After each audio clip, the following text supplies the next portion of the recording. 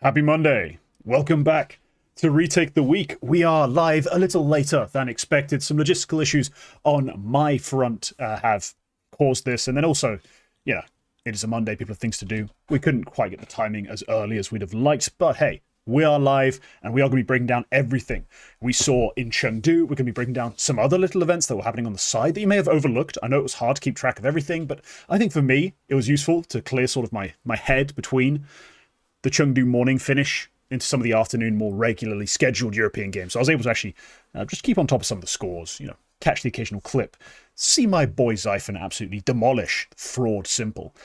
It was pretty dope. But hey, I hope you're all caught up with that. I hope you're all caught up, especially on the Chengdu games you may have missed, because hell, when a game starts at 3 in the morning, I don't blame you if you're not actually watching it. I struggle myself. But let's get right into thanking the people who need to be thanked to make this show so great. It is the members. They are the ones who support the channel the best, the most effectively, I guess is the best way to put it. And in return, they get access to the King Squad interviews, the BTS segments, all live stream VODs, prospect demos, etc., but also the full episodes of the new midweek report show. Name change potentially incoming. We'll see. The branding is very temporary as we're just testing things out, seeing how we can make this work, because we want to bring more cool live shows to the audience.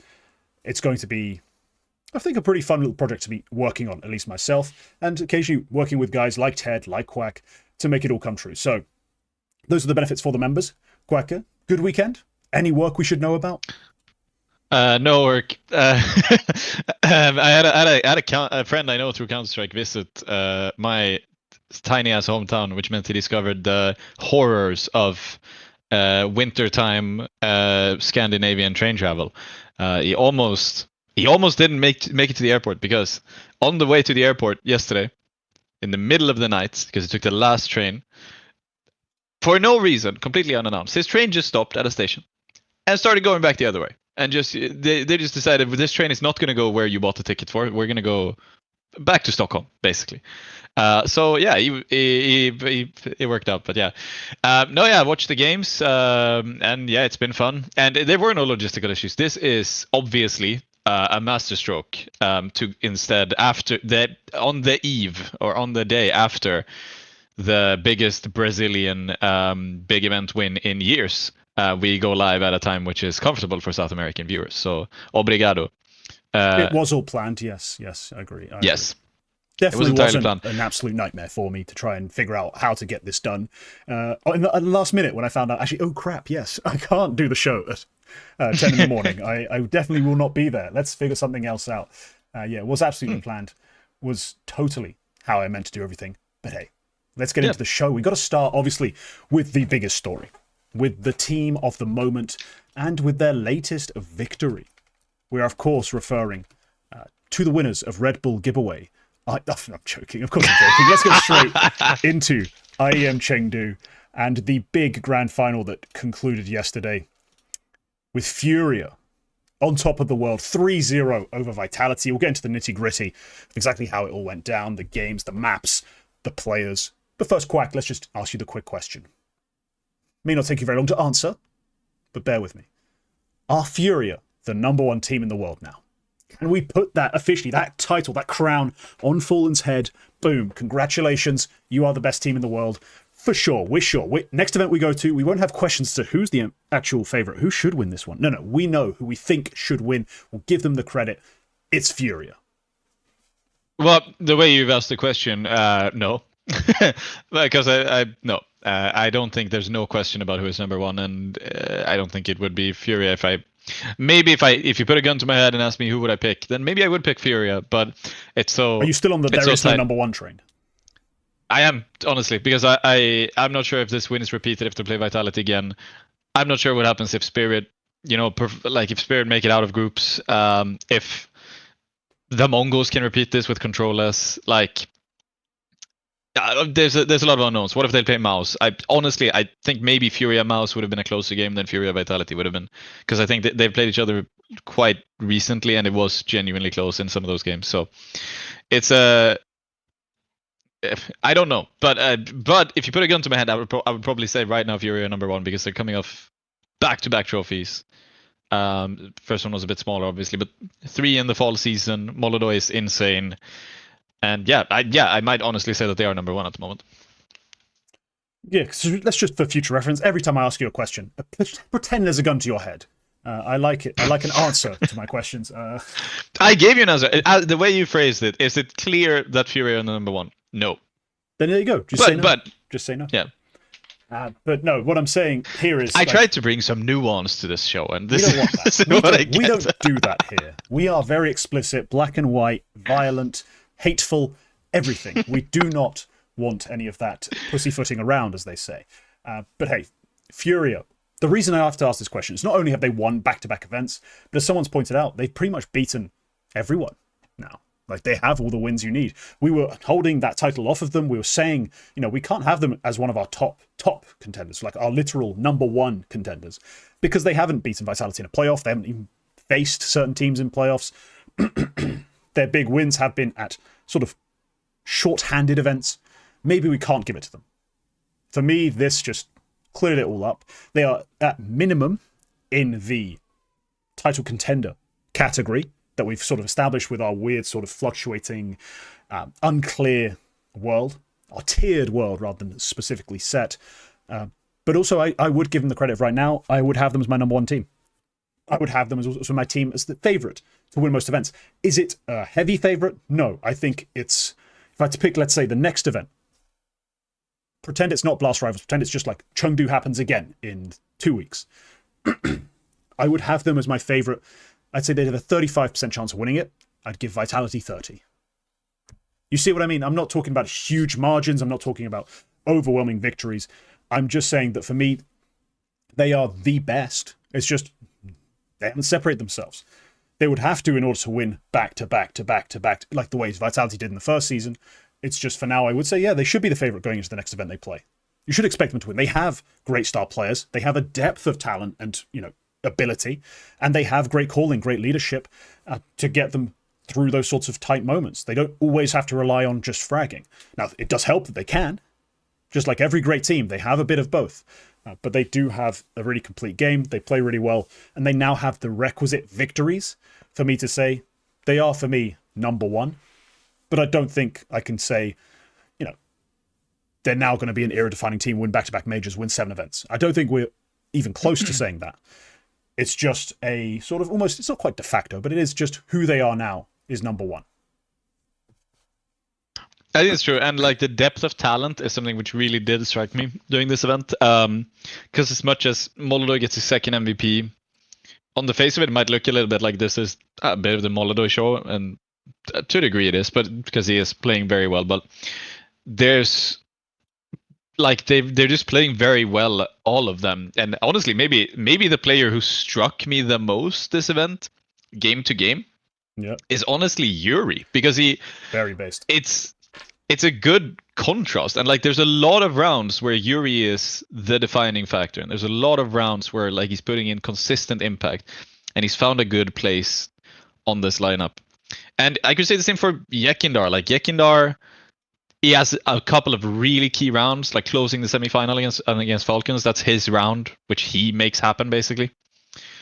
And Keiserato goes without saying. He's playing like Keiserato. At the moment, especially with these trophies, this is a crazy thing to say, but it is at this point absolutely true. Keiserato is headed for a great placing on HLTV's top 20 list and on mine. Like we are the days of Keiserato having top 10 worthy numbers but placing 19th because Furia are bad are gone. Now he has top 10 in like worthy numbers, and he's going to be a top 10 player. Which I honestly thought maybe wasn't going to happen. Like if I'm looking back at Keiserato's career, there was probably a point like last year or the year before that when I felt, well, if it was going to happen, it probably would have happened at this point. But he keeps going. He keeps going, and yeah, he is a beast. All of the players are beasts, and it's a really interesting team to look at. And it is not just the one guy. It is not just like hinging on this junior Opper. Well, junior quite literally. That's what molodoy means. Did you know that? No, which means Furia. Furia signed 2 Opper. The only 2 non-Brazilian Oppers Furia ever signed were both named Junior. It's not just hinging on him. It's the it's a very deep talent pool in this Furia team, which that's sort of why I'm feeling like if I was going to have to pick somebody, it would be Furia. It's just that I see there's a very deep talent pool in a lot of teams at the moment. There's a lot of teams I could say that for. There's a lot of teams you could say it for, but there's not a lot of teams who've won 3 events this season. Now, they haven't won just big events, let's be clear. You know, they don't just have big event wins, because, you know, some of these events aren't that sensational, but they do have now a legit big event over the top teams. We can't take that away from them. They have to be on top, and in that vein, let's get into how they did it. Let's talk a bit about the minutia. Let's talk about some Counter-Strike on our Counter-Strike show. For one thing, I'm just going to start off with the most important player for me. Not in terms of just this series, because in this series they had many players step up, but securing his MVP was molodoy. He had to play a really good final to get MVP, basically. That's the reality of it. He wasn't like super far ahead of anyone in terms of his rank, of his rating. He had to have a really good final, and he was so good. Like, in a variety of ways as well. That's what I really enjoyed. It wasn't just, oh, it's a late round, he needs to clutch. No. He had clutches. He found a lot of trades, which is one of the most important parts of his game that's developed since joining this team. You know, finding his place in the pack, finding his faith in his teammates to be, you know, playing off of them and relying on them a lot more. Trading out like crazy, that's a clear sign of that part of his game developing in this roster. But then also finding opening picks, being assertive on the CT side and efficient. He did everything you could want. So I was really impressed with molodoy across this grand final. Damn the M's, why are they so good at AWPing? And I really was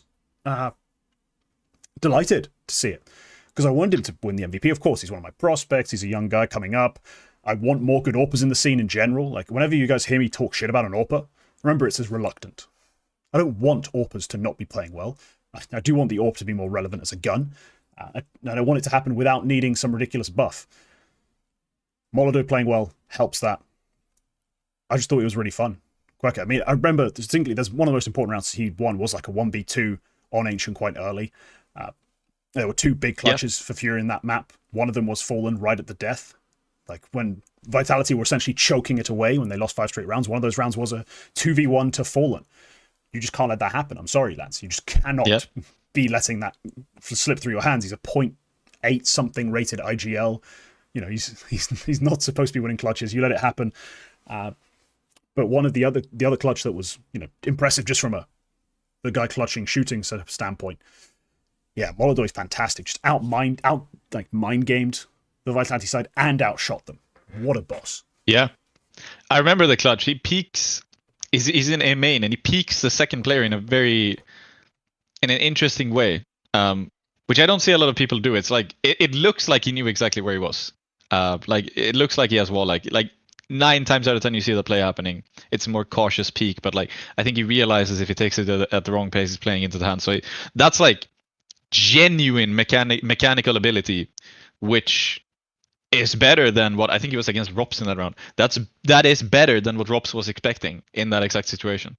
That's like pound for pound showing at least a moment of being more talented than a 2-time major champion. If I'm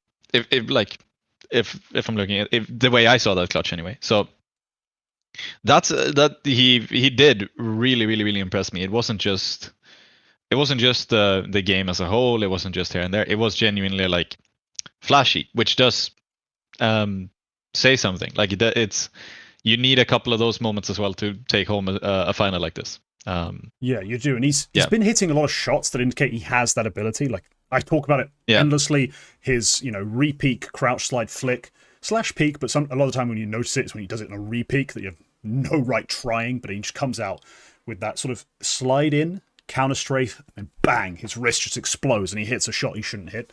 molodoy's been genuinely special in that sense. The eye test, it was there in the Academy days, you know, in the Tier 3 days with Amcal. You could see all of these things. It's just putting it all together in as complete a match as he played in this grand final, but also across this event. Yeah, man, molodoy, I could sing his praises all day. We should probably move on at some point. So let's talk about, I think, for me, just the narrative of how the games played out, because it was, you know, 3 straight maps to Furia, and yet there was still some sort of ebb and flow to them. There was points of strength for Vitality. They choked 2 of those 3 maps. Like, Overpass, they just Inferno, they just lost. Despite, actually, I think that was probably the best ZywOo performance of the entire series. He actually kind of railed them a lot of the time. When they were winning rounds, ZywOo was going ham. But map 1, they're up 11-8. Map 3, they're up, is it 11-10 or is it 11-all? I can't remember what it is, but they get to map point and then lose straight rounds again to lose the map. I don't know who you want to give the most blame for, like who most blame to, sorry, on this team, who you want to be the most critical of. I know for me, in terms of individuals on the roster, sure, we had underperformances, I think, across the event from guys like, I mean, Apex on his CT side really didn't earn his spots at this event.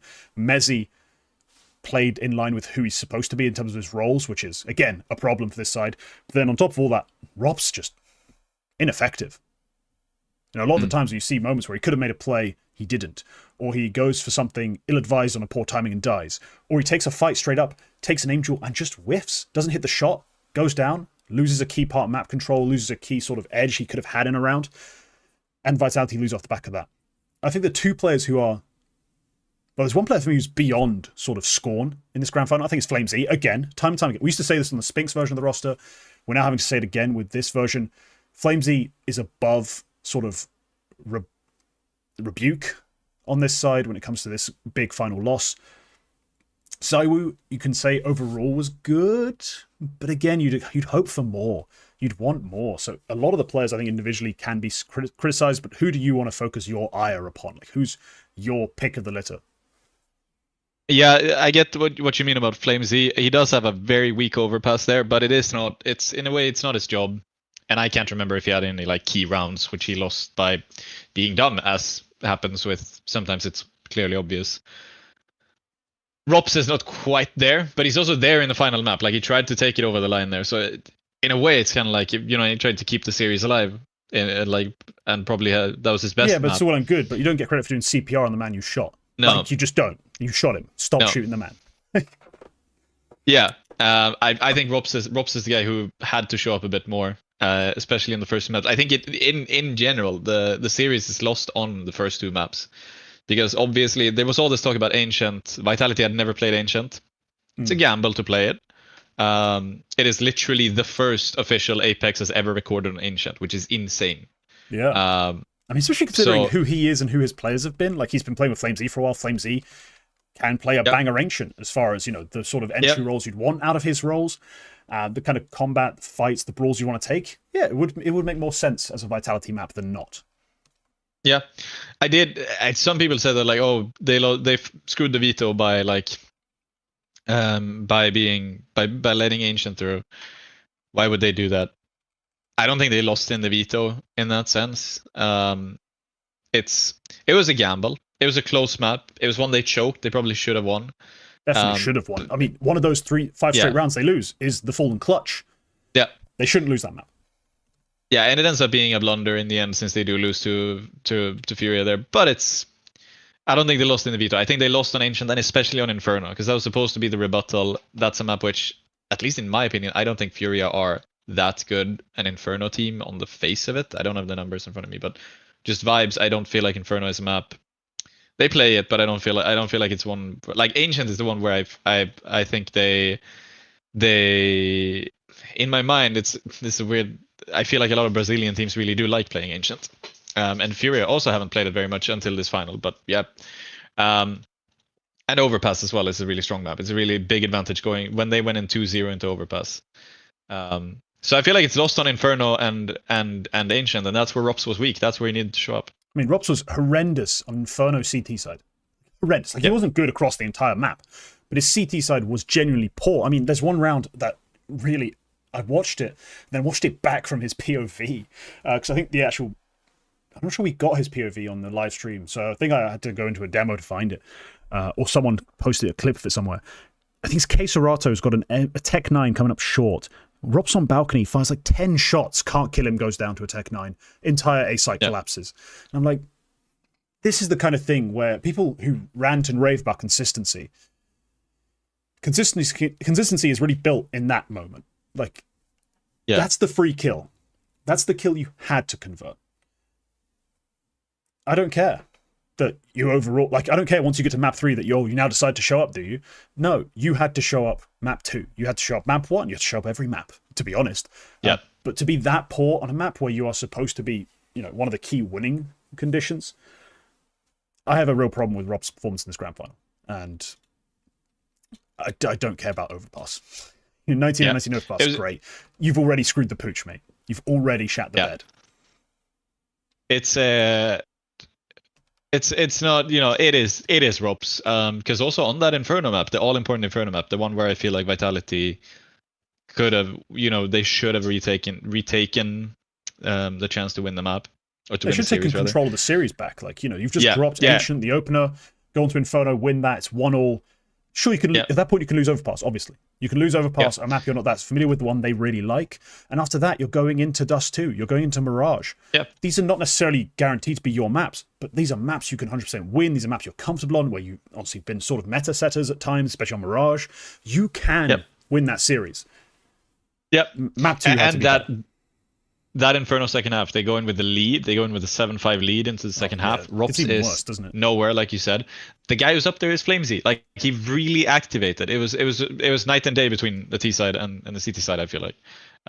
And that you can't really point the finger to Flamesy. Mezzy was kind of not really there either in that map. But Mezzy was really good on Ancient. Across the event though, and this grand final probably is the best series he plays overall, like roughly. Like, Messi isn't that bad. It's carried by a few really strong like pistol rounds. There's a couple holds he had that were really, they were aesthetically pleasing and impactful, like sort of triple kills. But overall, it was, I wanted a Messi across the event who could be about this sort of rating, this sort of level of impact. But in the grand final, it was all in bursts, fits and starts, like big bursts. And then they'd have, on the other hand, when he's not in those 3-4 rounds, he's absolutely dominating, going down pretty cheaply. And the team as a whole, Inferno, great example of this. Their CT setups collapsing, like almost spontaneously, especially on that A bomb site, which is part of his domain.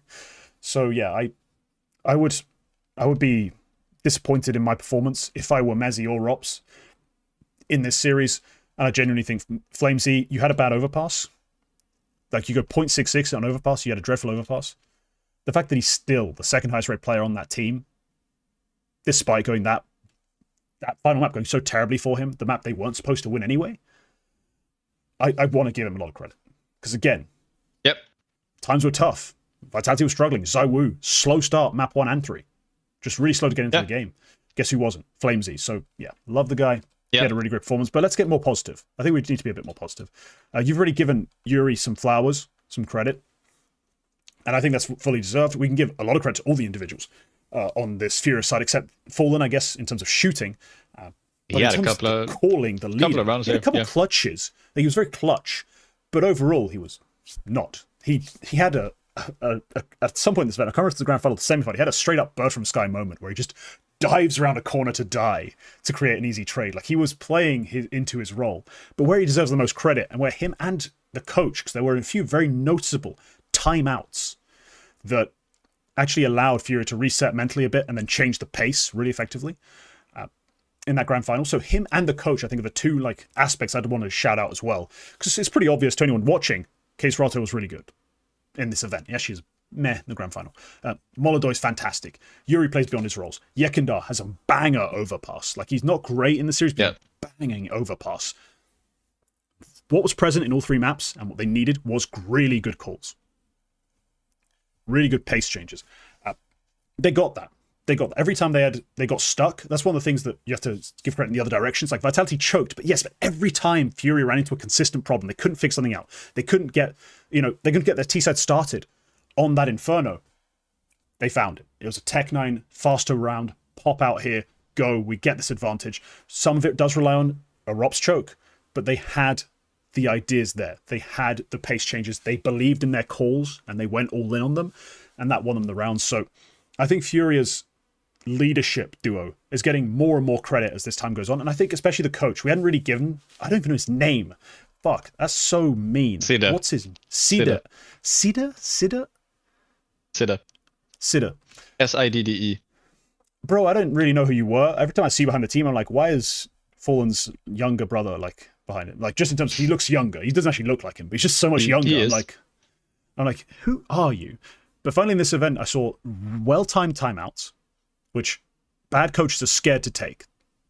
And I saw noticeable changes and, improvements post those timeouts.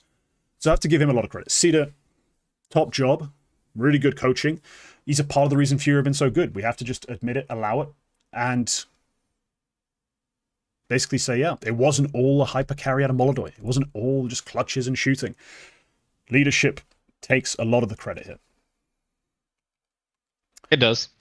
They did play really well.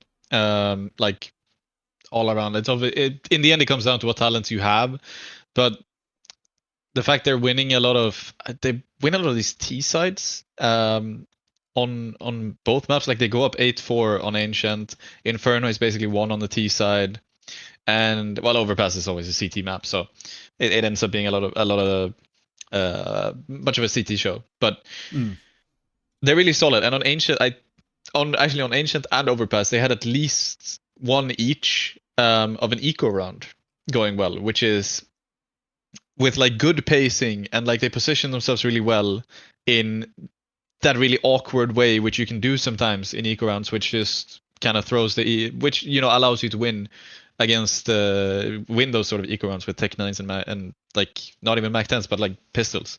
They had one on Ancient, they had one on Overpass, and I remember it was like, that's very mindful. That's very very mindful, very demure. Very mindful. That's very yeah. It's very mindful of where you are in the game, and it's very mindful of like a pace change here in this eco round will give us the best chance of winning the round, and it does win the round. So yeah, that I was impressed by it.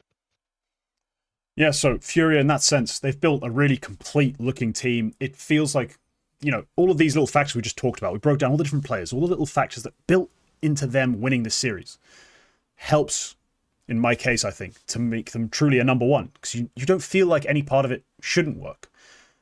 We've seen it too many times. Yeah. It keeps working, keeps developing. Mondo is just only getting better. Because the one thing he didn't have a cap on was his mechanics. But in terms of the playstyle and the fit, it took a while. But we're there. For me, I'm there. Like, I've seen what I need to see. He's there. They're ready. They're going to be taking on the world. Let's move into our semi-finalists. Yeah. Falcons and MOUZ. They're holding on. To their status as like truly elite teams who should be feared, they're holding on. And that's what the lower third is referring to. They are consistently top 4. And it's almost a joke at this point. MOUZ are going to be top 4, but Falcons are kind of doing the Spider-Man meme. Because they're just like green MOUZ, in terms of their results at least. In terms of the way the roster's constructed, couldn't be further from the same, but at least in terms of this, they're very similar. And I want to give them, I want to talk about, great job, you made the semi-finals again. But I feel like Falcons especially, with MOUZ I've already made this case to people 100 times that I don't think they should be expected to magically go on and be a number one team. That's a bit unreasonable to expect at this point, but also just given who they are and their investment. But Falcons should be looking to move on from this. Are you sort of worried that they're getting stagnant and just sitting here, Falcons, Quacker? Like, is this Falcons showing you more and more? Like, in these losses, you're seeing it, despite the fact they are losing, you're still seeing bright signs? Or is it just, we're kind of with MOUZ here, we've hit our potential and this is just kind of what we're going to get? Oh, no, absolutely not. Do you remember a long time ago on this show, I said something when G2 were, I think they were getting rid of Nico, and it was like, how is this going to change the team? How I said that G2 was probably the team that's most dependent on like vibes and like most emotionally driven in a way, where like a bad emotion inside the team is the most to G2's detriment. I feel like Falcons are in like a very similar position, because I see a lot of maps, a lot of these like Falcons chokes, and like a lot of the losses that they shouldn't take in these playoffs, or well, should maybe, but like the ones they want to be taking, the wins they want to be taking, they're very like tilting. And the joke of like the key round they shouldn't lose, and what Tess has said about not wanting to see any more screenshots of radars, and then exactly that happens in the final round and the semifinal. Exactly this. So I don't think this is the ceiling in their potential. the reason we have all of these is because these are rounds. These are key rounds. They should be winning. These are maps. On the face of it, they should be winning. These are players that should be winning, and they aren't. Like in spite of that, they are losing, and so the end of their potential, absolutely not. But I do think it's not. The team is a bit not entirely soundly built. I think they are struggling a little bit with Magisk not being there in a weird way, where like Tessus maybe doesn't quite fill that same job, and yeah, it's hard. They have, I think at this event they had the best round win rate on both sides, both T and C side. Not on T side. T side they are second to Furia, but on the CT okay, side, so they're top two. Yeah, they're top two, but they don't finish top two in the event. It's that shows they have some potential. And it's like something is going wrong. I can't put my finger on what, but something is going wrong. One more superstar. Yeah. No, for me, Falcons. Yeah, it's an interesting thing because a lot of people will point to the role cell argument. Essentially, roles wise. Yeah. This is not where Tessus should be, but I'm not sure I'm there. I think I've moved on from that because he's been playing the roles for so long, and they're still making top fours. And I'm still seeing success for the team. For me, it is a question of what you brought up initially. Your first instinct, I think, on this sort of case was probably right. It is a question of their emotional balance. And now part of that, you can quite easily go, you're like, well, yeah, they've got m0NESY still relatively young. Kyosuke's a kid. These guys should have, pretty volatile emotions. But then you think, well, hang on, the rest of this team isn't a bunch of little boys. Like, how is this still well, it's nothing new with NiKo. Struggling with the mental aspect of the game is nothing new. And in terms of who's going to be leading the team, despite that, he is still, in terms of on a roster, as players, as people, a leader. A charismatic, popular guy who people look up to. And the fact that he will tilt, he can lose his mental a bit, probably does play a factor in why they can come and get slaughtered by Furia the way they were in that semi-final. Kyosuke shows up, bangs some heads, has some fantastic highlights, but other than that, most things go wrong for them. And then they go down to the semi-final and just beat MOUZ, the third base side and beat MOUZ. They're not even losing that many games if you look at their history. But as soon as it gets to the big game, the one you're, as you always say, supposed to win, or in this case with the Furia matchup, expect yourselves to win. Yeah. That's where the mental comes in. And I think it is probably just a sign that they don't have a strong enough leader somewhere. They don't have that resolute feel that, when Furia things are going wrong, as we saw in that grand final, you just know eventually they're going to find the answer. They seem unbothered. Yeah. They know they're going to find the answer. Me looking in, I'm like, all right, what are they going to do? So I know they're going to try something. And down 5-0 on Inferno, they did.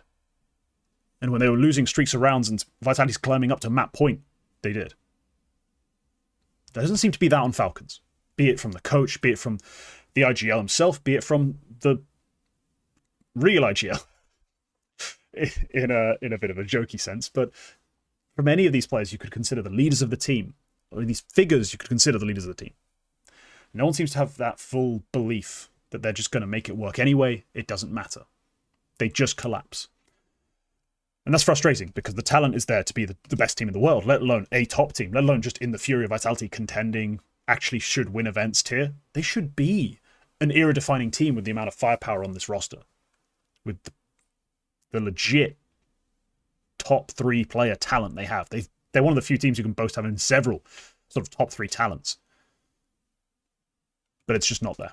It's just not coming together. It's just not happening. And a part of it, when you look at the games they lose and how they lose them, it is the mental.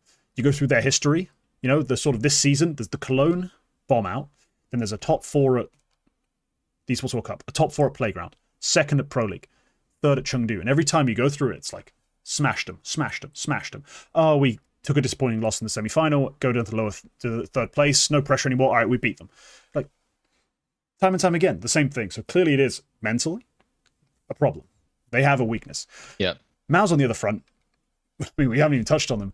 They are I mean, treading water. I don't know what to say. It all sounds insulting when I really like what they achieve. You know what I mean?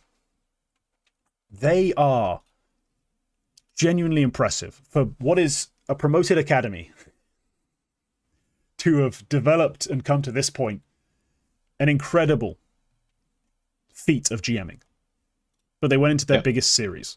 The series that they, you know, we can describe it and have described it as their Everest, time and time again.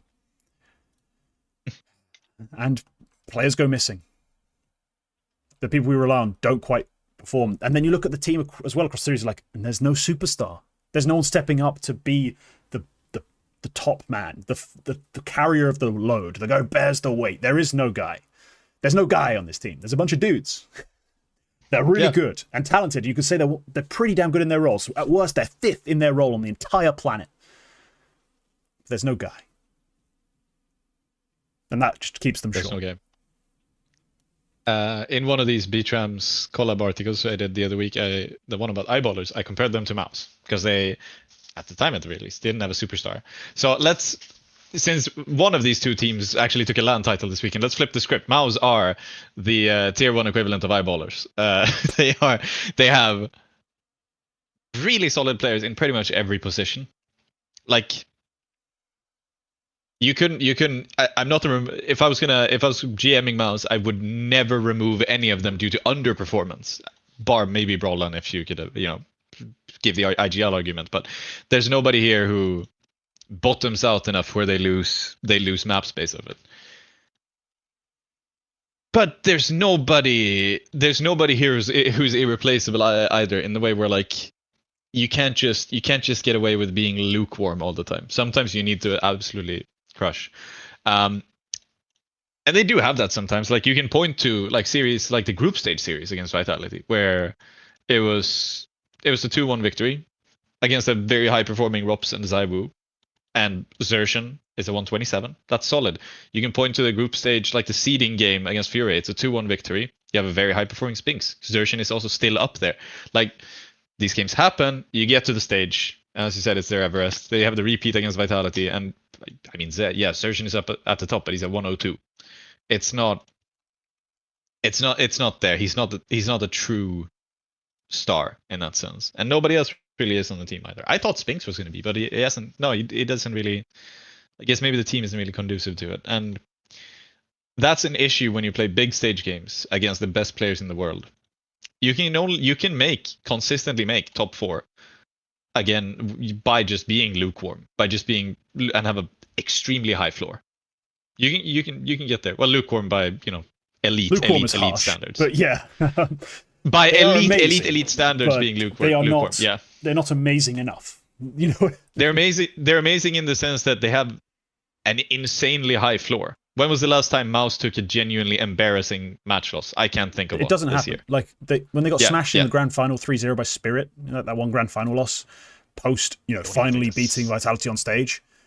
You could say maybe that was a bit of a drubbing, but realistically they don't take bad losses. They just don't. No, it's not a thing they do. They just don't. And you can point to pretty much every other team having at least one of those this year. Vitality have at least one. It's the Gentle Mates one. Spirit have at least one. Whoever the hell they lost to at this event. Oh, Heroic as well. Yeah, like you can point to these for pretty much everybody. MOUZ just doesn't have one.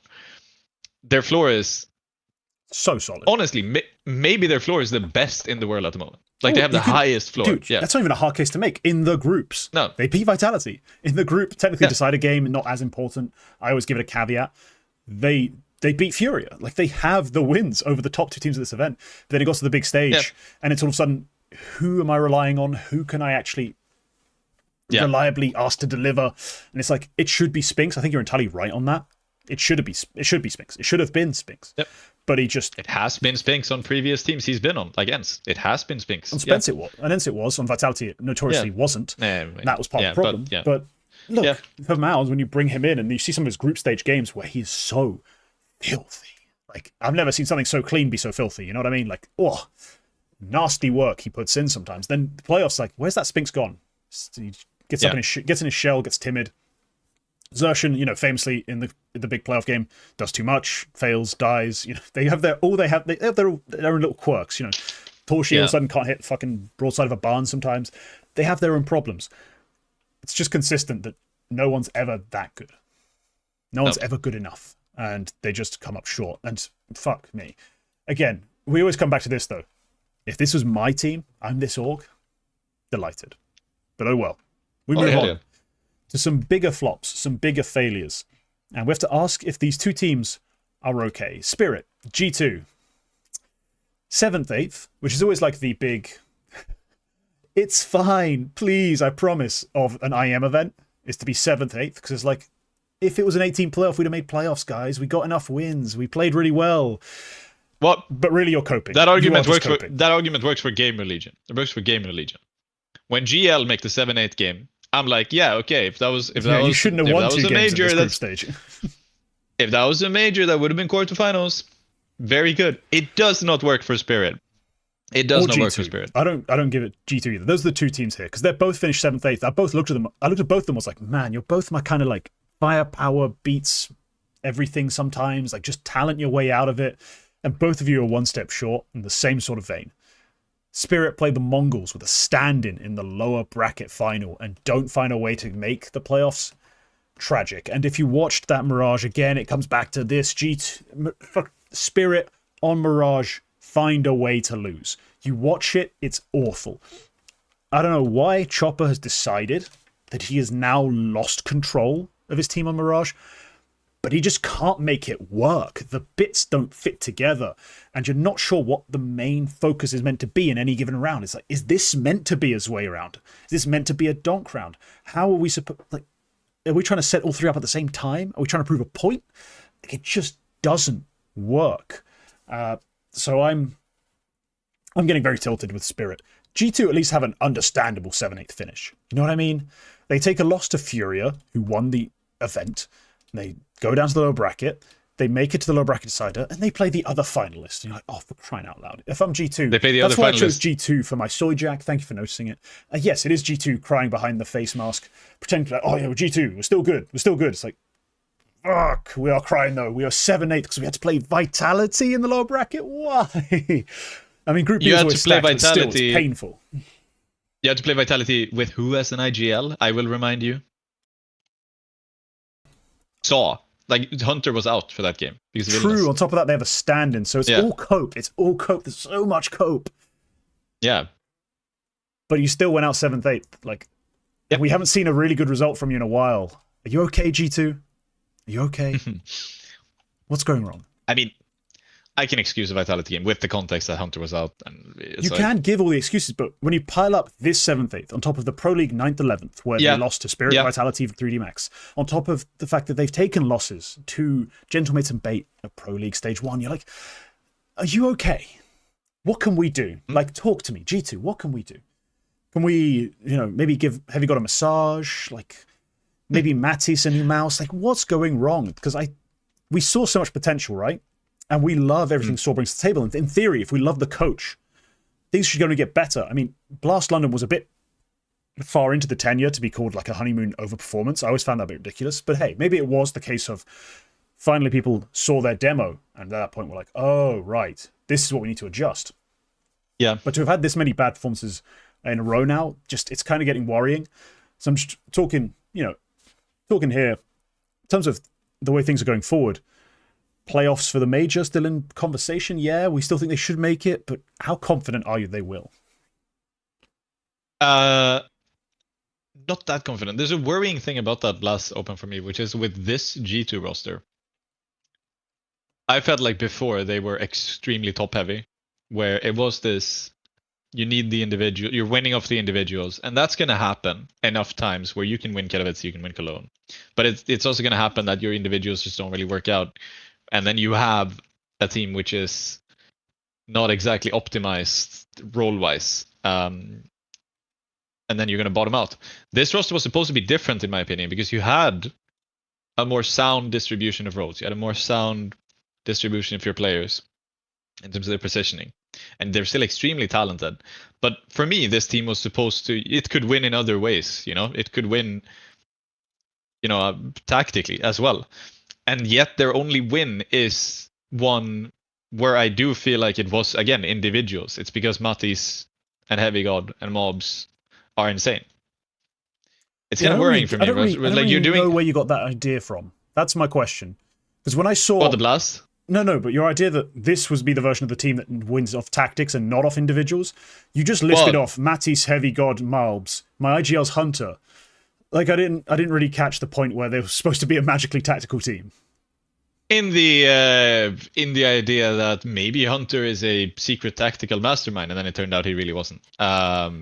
No, it was. Hey, look! Once upon a time, Apex was also just some player who decided to IGL, after a career of not doing so. So I threw up my hands. I gave him a chance, and it's like, see what you can do. So it's a little bit like, okay, so you're just trying the same thing again. You're just trying but with deeper the same talent. concept. That's essentially the idea. You're thinking about with it like deeper this, talent, like, and you can win you can across the team a bit more. You're hoping you can get like Nico level output from two different riflers. Not necessarily replace Nico 1-for-1, but you have two different players who can actually, rating-wise, get the same way. Like, kind of moneyball it a bit. You have a Heavy God, incredibly valuable, like, sort of role player. That's the idea. That's the way it was supposed to, outperform other teams. But so far, not only have we had a bit of a consistency problem with Heavy God less so, Mattis a bit, and Malbs a lot, we've also just seen that the calling hasn't continued to, upgrade itself, hasn't continued to work on it. I think, are they playing Blast Rivals? Because I sincerely hope not. I don't think so. Off the top of my head, I don't think they are. If they were, I'd think you then have to play Rivals before you get to play the Major. I wanted a bit more of a gap. They do not. I wanted you to have to take more of a gap, more just time to focus on building your strat book back up, understanding how you're going to be using Malbs in future, like maybe taking a lot of time with him just to figure out his game, because he's been a bit of a nightmare. Take it back to basics almost, because currently I'm not okay with what I'm seeing. Although all that being said, I still think right now there are fewer alarms sounding in the G2 heads than Spirits. Oh my word! Yes. How can this super team go any worse? Am I right? Just how can it go worse than this? I'm starting to think that it wasn't a Zontex problem or a Magic's problem. It wasn't that. I'm starting to think this is a Spirit problem. Maybe a Chopper problem. I'm starting to think that. Cause it's still Donk and Shiro. They're up here still.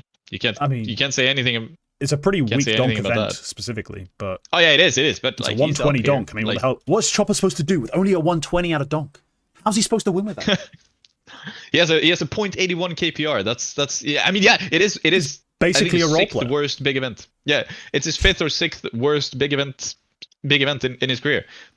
But like the floor is still so far in the basement, even with Tenier and even with Zwei, who we both said were Rookie of the Year candidates before the summer window where they joined Spirit. Zwei is a generous inclusion in that list, but but Tenier was a monster for Heroic. He dragged Heroic, 2 big wins time and time again. Yeah. He made them relevant. He brought them into main stages of events almost single-handedly. He was fantastic.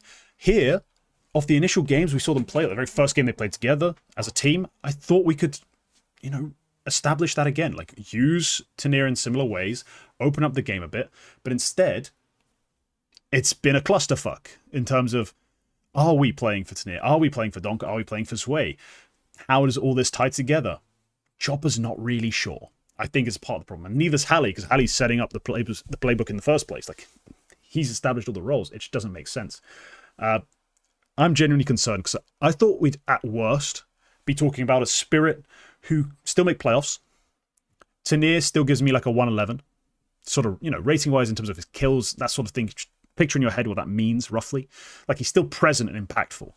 Maybe Zwei's shitting the bed and everyone's going, wah, cut him, bring back Zontix, the role balance. And I'll be like, yeah, probably could go back to that, etc., etc. Instead, we're in the worst case scenario where Donk's still playing pretty good, but somehow isn't actually as good. Shiro is slightly better, which I guess, could be worse. Could be Shiro got worse. Tenier is awful. Zwei is bad. And Chopper looks like he doesn't lead the team. Yeah.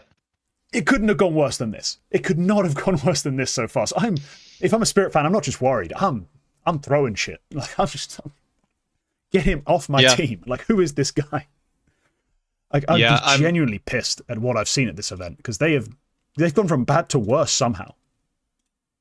Yeah, and they are the team who are playing rivals as well ahead of the major.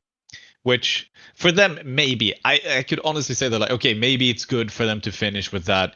Maybe it's good for them to get a couple of reps. Like, maybe that's the final reps they need before things work. Because after all, Spirit 10 years only played, I think, 8 games, like 8 individual series with Spirit. Or maybe it was a bit more now. No, this was after they got knocked out. 8 series he's played with Spirit. Maybe you could get a little bit more out of him with one more event. And Rivals is a small, like, it's a short enough event where it could be like, you know, if you find that one over performance, that could be enough to win the event, to be honest. Like, and it's so top heavy as well because they're going to be playing Passion UA and they're going to be playing Pain, I think, are there, and Mongols with Controllers, which is, you know, obviously not a given. A terrifying team. That is one of the toughest matchups in the scene right now. Not even being facetious. I'm not even being facetious. It is really difficult to go into a game against Mongols right now. That's not even me being a dickhead. Yeah. Like, it's actually kind of hard. But no, Spirit do need to use this time properly. Like, as much as they could have taken a lot of time off to rethink everything, I do think it could be a case of you need more reps to just play it out, get your mind sorted in terms of how it's supposed to work. Like, get the real game examples going, and maybe you can have it all fall into place. But whoa, what a terrible start to the Spirit Turnier experience. I'm panicking. Genuinely panicking. Yeah. It's horrible, and I'm going to quietly forget about the fact that last week I said I think Spirit are winning the event. Yeah, we're not talking about that. We don't need to hold you accountable for your takes. As long as you actually make them. As long as you actually make your takes. Let's forget about that. But yeah, I think we should move on. Let's move on. Because we could keep getting annoyed, and we'll talk about, again, we can move from dark to light. You know, like the opposite of painting with certain types of paint. We have to start with the light colors and layer on the dark. We're going the other way. HooXi. The Unbreakable. The Giga Chat. Oh my lord. What a man, what a man, what a mighty good man he is. I mean, not only leading a team that should have been long forgotten at the bottom in the doldrums of these events. They should have been going out in last place at every event they've attended. That was even before they replaced Stan with Magus, because that's how badly Stan was playing. Yet, here we are.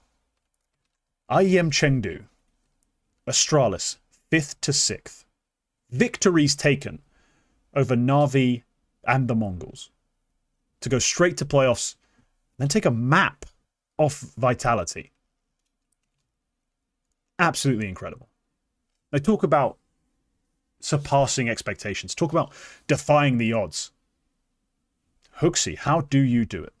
I mean, I know there's a part of him that's probably fueled by spite, by a bitter need for vengeance against those who would say he was a useless IGL on G2, but it can't just be that. A part of it has to be he's just that good. Too damn good. Quacker, I know this is a sort of run we see a fair bit from a team that's kind of an underdog. Like, if you're going to make an IEM playoff, this kind of way to do it, you win your 2 games, you're in the upper bracket decider. Who cares at that point? You've made playoffs. But even still, they took a map off the Vitality team who'd make the grand final. They put on quite a show for a team that should have been down and out. Where's your HooXi stock at? Pretty high. It's pretty high. I think Astralis are in a solid position right now. The Magisk edition, obviously, yeah, it's what it is. I don't think it's dire straits. Magisk can do a job. Yeah, they've been impressive, and yeah, winning that map as well, a nuke map as well. Nuke's becoming a really strong map for them. Like, as much as there's a lot of teams who play nuke. But HooXi's leadership on this nuke, the way he's using his players, the advantages he creates, he's been doing a really good job of leading them on nuke. And that's become like a real home map for them, which is, a key sign of a good team. You have a home map, you can pick it, you can play well on it, if not win it every single time. I genuinely think it's been an impressive turnaround. Like between him and Rugger, as well as the coach, probably having a lot to do with this in terms of setting out the game plans, expectations, helping lead, all that stuff. This has been an insane turnaround. And obviously, what can't go overlooked is as much as we talk about the leaders and we talk about the tactics, we talk about how they put it all together, just in terms of the fragging, Magisk looks there. He looks good. He looks like he's not quite back in prime form, but he looks like a serviceable tier 1 player under HooXi's leadership. And I've watched some of his POVs. I watched some of them on stream last week as well. He's just hitting shots. Like, he's playing on top of Silo on Nuke outside and just winning fights. And sure, they've got a really good outer setup in terms of how they take space, find info, and allow him to swing or allow him to hold certain angles. But still, genuinely impressed with his form. I think Yabi's shown everyone that in the right sort of positions, he can frag out a lot. The one question mark from this event specifically, maybe Stare, that you wanted more from Stare, but in the games they actually won, the games they had a chance, he still looked pretty strong. I think Astralis have a lot more going for them than we really expected this time of year, given how things were sliding, given the moves they were forced to make. This is far, far beyond expectations. It is very much, and I think in a way Astralis are in a... This was maybe the perfect group for them to be in, where they get to play Na'Vi, which is evidently a little bit weak right now. Getting knocked out last place by Heroic is a bit here and there, and then they get to play the Mongols, where there is like an obvious star player missing. Still tough team, tougher than I thought they would be, but it's still a matchup which I imagine they were helped by Senzu not being on the team anymore. But that's like the perfect thing, because those are the wins that they haven't always been getting. Those are still wins. I would say still upset wins, to be honest. Maybe not pound for pound, but it's a narrow upset. It's a very even matchup, but still a bit of an underdog. And they make that happen. And then they lose to Falcons. That's fine. And then they lose to Vitality. It's good enough. You took him out. Solid. They're sort of in the position where I feel like Furia was at the start of the season, where they're building up. And like I can see this. I can see the foundation is being laid. The concrete is being poured and everything. Where they're starting to feel like, okay, this is actually good. And you're taking these small steps. We're not going to be suddenly shocked by the fact that Astralis managed to make a semifinal, and then we're not going to be suddenly shocked that one day fairly soon they're probably going to make a grand final. It's like and that's a big HooXi effect, I think, because in the end, that's a large part of that is going to be his job to build up the team in that way. So for that, I have him highly right now. I'm very high on my list. Yeah, there's the one question is just limiting factors, right? With Astralis being Danish, pulling from a Danish talent pool, and we have obviously so many problems in the team in terms of how we rate players. We already had problems with Stown falling off a bit when it came to this roster. Talking about Stare outperforming him despite worse roles. And then we talk about Yabi, he had periods where he was really down. Since, HooXi made some changes, put him into like an anchor spot, he's really stepped up in a lot of ways and found, better ways to use himself and to be present and active. But still, we could make a number of changes if we had a dream world where, we had really strong, talented Danish players that were guaranteed tier 1 pieces. But as it is, considering this is as good as it gets almost in Denmark, like besides Blame F, there's not much better to do in Denmark than the pieces they have. You can take risks. You can assume that HooXi can repeat the magic in terms of, he made major playoffs with Zyphon and Yabi and Nikodos. Like, maybe you give him some of the ecstatic type of riflers, that level of tier 2 Danish rifler, maybe can make something else happen. But as far as Danish talent, it doesn't get much better than this. And still, doing the unthinkable, doing incredible work. He's got them, realistically, in major playoff range. I'm not saying I think they're favored to make major playoffs, but they're at least in the conversation now. Like, they should be amongst the teams vying for like a 2-2 match, and if the matchup's right, getting in that playoff. That's insane given where they were. It's insane given who they are currently. That's just great work from HooXi. Great work from Rugger. And a surprisingly large amount of work being done by Magisk. Absolutely. He's up there. He's not perfect. Like I said, he's not. We always knew this was going to be a little bit weird. But it's been better than expected. So yeah, solid. Yeah, we move on to, well, we go back into the darkness now. Yeah, we're back in the dark. Lots of positivity, lots of good thoughts, lots of happy vibes. Wow, HooXi, you did a great job. Now let's shit on some people. Right. FaZe, Na'Vi, 3D Max. Tyloo. What do these 4 teams have in common? Finished last place in Yes, IEM indeed. Chengdu 2025. They finished in last darn place, which they really should not have. In my timestamp, I amused myself by calling them NaZe, aka OGMax, aka Natus LoZe, because basically my main concern was FaZe, but I extended this to all 3 of these teams, because all 3 of these teams should have been not last place. All 3 except for Tyloo, I assume that means, since you did say them as well. Yeah, I mean, you know, yeah. Tyloo shouldn't be in this group. Fucking Tyloo, yeah, finish last place all you want. I don't care. Yeah, fine. Kind of bad optics for you to finish last, and Envision didn't, but whatever. Not my monkeys, as they say. What really matters is these 3 big dogs, these 3 top 10 vying teams. You know, teams who I have to, when I make a power 10, which we're going to get to later, have to consider for the number 10 spot, and had to the week before and almost picked none of them. This week again, had to look at all 3 of these teams and just go, well, not 3. Last week was only 2 of them. And this week I've got to lump Na'Vi in with them. Like, this is what you give me? One of the most disappointing outings of the year. Now, 3D Max, we can't say it's not disappointing, but we can't say it's unexpected. 3D Max, it's a roller coaster. Following this team, you don't know if you're going to get a team that can nigh on defeat the top 5, or a team that struggles to beat fucking Impact champs. Like, they are just all over the shop when it comes to their level. They have no floor. Their ceiling's surprisingly high. Sometimes this is going to happen. They took a loss to G2, straight maps, not very uncomfortable. And they took a loss to LinVision, which took 3 maps, but it doesn't matter how many maps you lose in when you lose to LinVision if you're 3D Max. Quite embarrassing. Na'Vi. You came into this event kind of building, kind of on the way up. I mean, everyone was starting to get behind this team. The Thunder pick performance was good. Looking at the roster, thinking, yeah, okay, it's still not spectacular. I'm still not fully behind, you know, the idea of Bit's a superstar, Wonderful's a star AWP, or, you know, Makaze's good, but he's not game-breaking enough to really carry them single-handedly. But the pieces starting to come together, the glue's starting to come together, the strategy, everything. You open the event up with a really close loss to Na'Vi. That was one of the games of the group stage.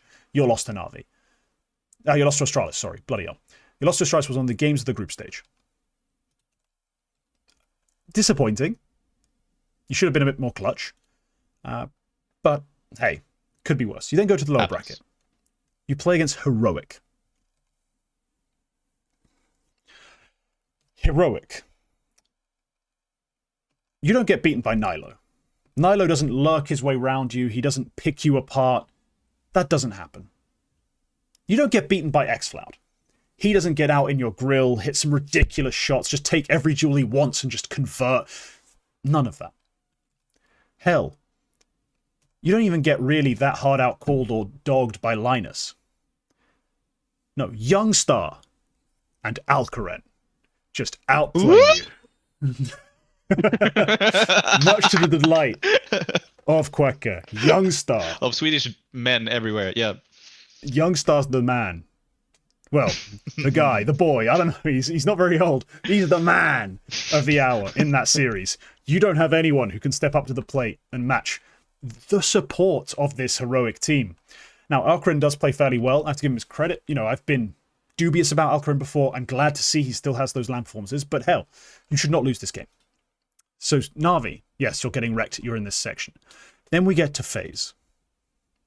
They open up with MOUZ, and MOUZ played, honestly, some of the most inspired CS in the groups we saw of anyone, but especially against FaZe, they just looked a level above. Dominated them. Fine. Benefit of the doubt. Activated.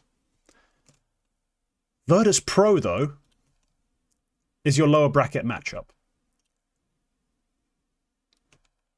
Need I say any more? That you're in this conversation. You're in last place. You lost that game. You lost to Virtus Pro. We need the bells. We need the hooded maidens ringing their bells. and chanting shamed as a naked FaZe are walked through the street and lashed. Because how do you lose to Virtus Pro in 2025 with Twists playing well, with Frozen not even going that missing? What is wrong with the rest of you? Brokey, Jacob, they're a tier 2 team too. You have no like experience gap or real problem with in terms of these guys are the big dogs. These guys are on academy teams, half of them. Like, they are nothing. Carrigan. Perfecto's not an IGL. He's a dude with an IGL title. Shame. Shame. Bad. I don't think he even said his name. Brokey? Worst Doesn't player exist. in the event. Just doesn't exist. He just doesn't exist. I don't know who that is. Brokey? FaZe played 4v5 this entire event. Yeah, he might as well have been. He was worse. He was equal. He was actually equal to Saw's rating against Vitality. That's like that is his event rating is equal to Saw's series rating in that. It's horrendous. Two players at the entire event had a worse KPR than Brokey. Two players. One's a coach. One's attacker of Tyloo. Yeah, you know, also known as bad. He's not even. At least attacker's an IGL, right? Yeah. Is he calling for this team? No, it's still not attacker actually. It's Mercury or Mosaic, but I think it's Mercury calling. So he's not even IGL. But neither one of these guys are AWPers. Neither one of these guys have a free point and click adventure game to play. How are you this bad? So yeah, the calls to cut Brokey are only getting louder. I'm not going to lie. I'm behind them. I'm fully behind them. Where's J Bowen? How much would it cost me to get J Bowen? Can I have him for the major? No, it's too late. Fuck. Can we bring back simple? Like, is there something that can be done? Like, all the money in the world. Well, they can bring back Rain. That doesn't fix my problem, because I don't think the problem is to just keep swapping out Jacob and Rain until something works. The problem is I've got an AWPer who literally is allergic to shooting people. Like, Brokey has like a moral problem with killing people in a video game. It's a weird form of pacifism, I swear. He's the Drake meme, or what? Like the Drake meme of like, I was playing GTA, and I was about to shoot somebody. I just can't do it. I just couldn't do it. Puts the controller down. You could put Rain in here. Technically, the substitution for the major hasn't been made. They haven't said who is being substituted out yet. That's gonna happen when they play the first game. Like Twists is a substitute. You could fly Rain back in. Fly Rain back in. Play without an AWP. It might be better than this. It might be better than this. It might be better than this. Just for reference, so you know, buy round v buy round. That is where the AWPer is king, right? He has the biggest advantage. He doesn't get run down as much. He should reign supreme. On the CT side, Brooke had a 0.64 KPR in full buy v full buys. That is 0.21 below expectation. Yeah. You should be way better. On the T side, it's 0.44 in buy rounds. Like, holy crap, bro. Holy crap. How are you this awful? But that's the main issue we have here. Brokey went not just missing, he went incognito. You genuinely had no idea where he was. Which is incredible for a guy with a gun that makes so much fucking noise. A lot of decoys on the map, though. A lot of decoys. His doesn't make any noise because he played a whole half without firing a shot. He did? A whole half without firing a single op shot. B-Trams had a tweet about this. Pretty sure it was this event. Let me double check. It might be the VP series. It might be the MOUZ series. It was one of the halves in that game. In one of those games, Brokey didn't fire a single op shot. Yeah, here against MOUZ. Sorry, it wasn't the half. It was the series. The entire MOUZ series, he didn't fire a single op shot. How much do you have the AWP? B-Trams doesn't say, but he played 2 maps, and he had a CT start on one of them. Surely. Weapons at Chengdu. He had the AWP. Let me see. What day was the match against MOUZ? Like day of the week, date. November 3rd, maybe. That's when Beacham tweeted, so I assume so.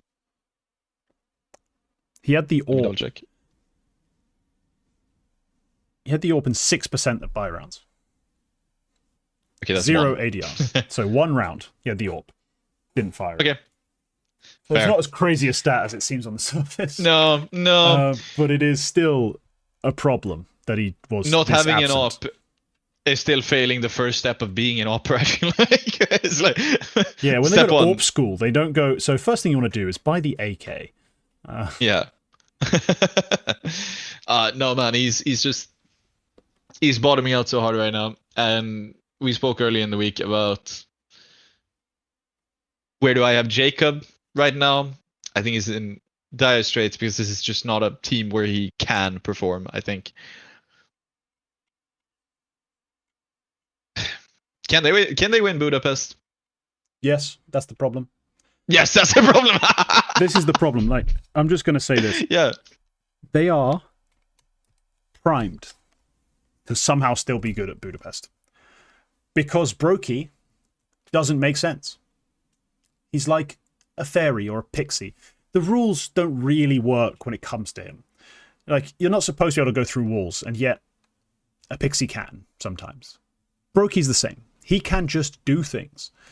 He can just say, no, my form isn't terrible. What do you mean? I'm the MVP of this event. That can still happen. So they can absolutely go and win the major. Not just play well, win. So, yeah, it's frustrating. It's disappointing to see it happen like this. But I'm done with Brokey right now. I'm so frustrated. I'm done. Get out I'm of so here. tilted. Get him out of here. Get But yeah, out of here. I kind of went through the other games quite. Who else do you think? I mean, what is your take really from the Na'Vi sort of defeats? Like, do you have anyone to like really focus in on? Like, what's going wrong there? I think maybe they've fallen victim to a little bit of a not a honeymoon for heroic, but a good streak for them. They played. This is like their third straight event in, I think, a little over 3 weeks. Like they've played a lot of stuff. Yeah, in like less than a month, they've played CS Asia Championships, Bucharest, and Chengdu. And it's been ramping up, you know. We talked about how Bucharest was very good for them, like for where they are. That was a success. I would say this is a success. They should have been last place in this group, but they managed to be competitive against Mongoose and then beat Na'Vi, and actually be kind of competitive against Heroic or against Spirit. They win a map there as well. But like, so as for Na'Vi here, I think maybe they fell victim a little bit to that. It doesn't explain the full story, but I do feel like it's a resurgent Heroic on just a really bad note for Na'Vi this event. And it's the 3D Max Lin Vision, like, yeah, it's a little bit of an embarrassing one. Lin Vision, I think, still are difficult because they do have genuine impressive match results sometimes, and 3D Max can lose to anybody. And they have beaten 3D Max previously in this season. They've actually played each other 3 times already. Yeah, but the problem is, look, as Lin Vision, I can always agree with you on certain fronts. Like, they do have impressive players. Like, I like Zaka, I like Westmelon. Yeah. I think Starry's talented. But as the Furia and Vitality series proved, they are cheeks. Like, they're not a very good team. And 3D Max, you know, we don't really feel that strongly about it because we've been through this enough times with 3D Max. We're like, oh, 3D Max lose a series to random dog team. You're like, oh, yeah, well, that's 3D Max.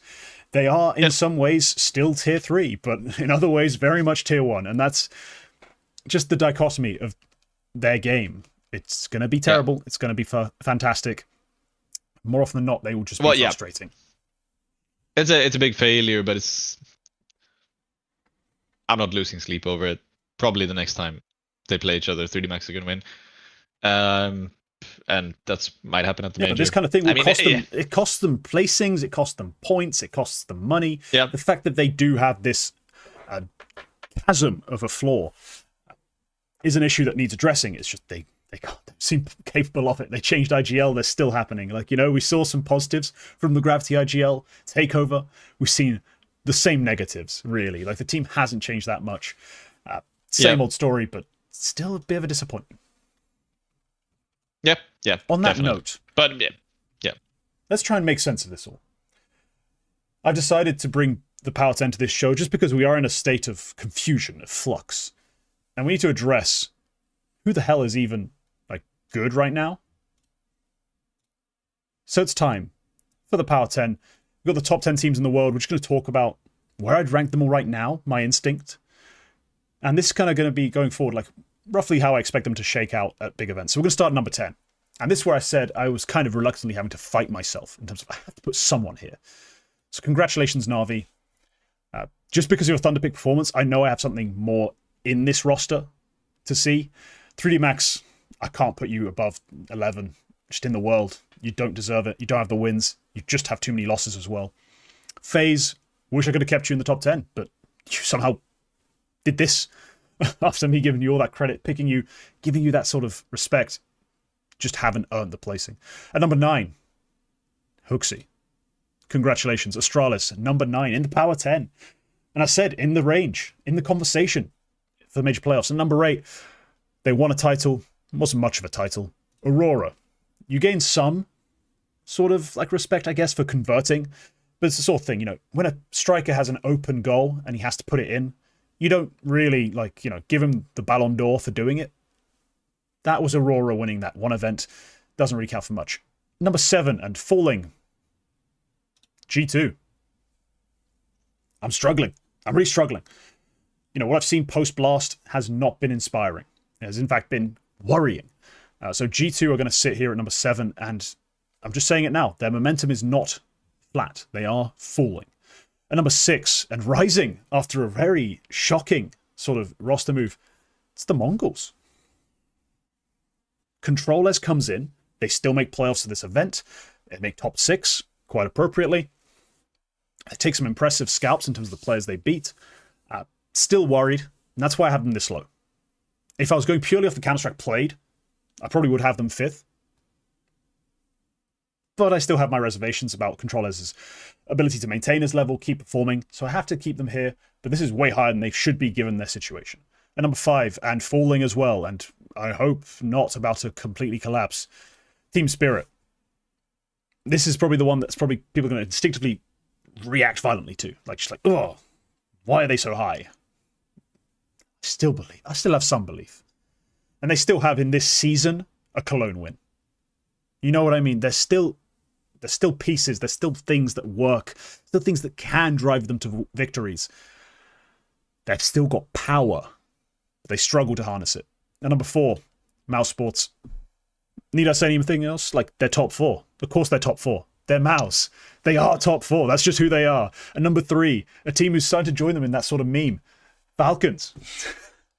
Now, they keep winning the 4th place deciders, 3rd, 4th. So here you go. That splits the difference. That's what tears these teams apart. Falcons actually finished 3rd. There you go. 3rd place Falcons. 2nd place Vitality.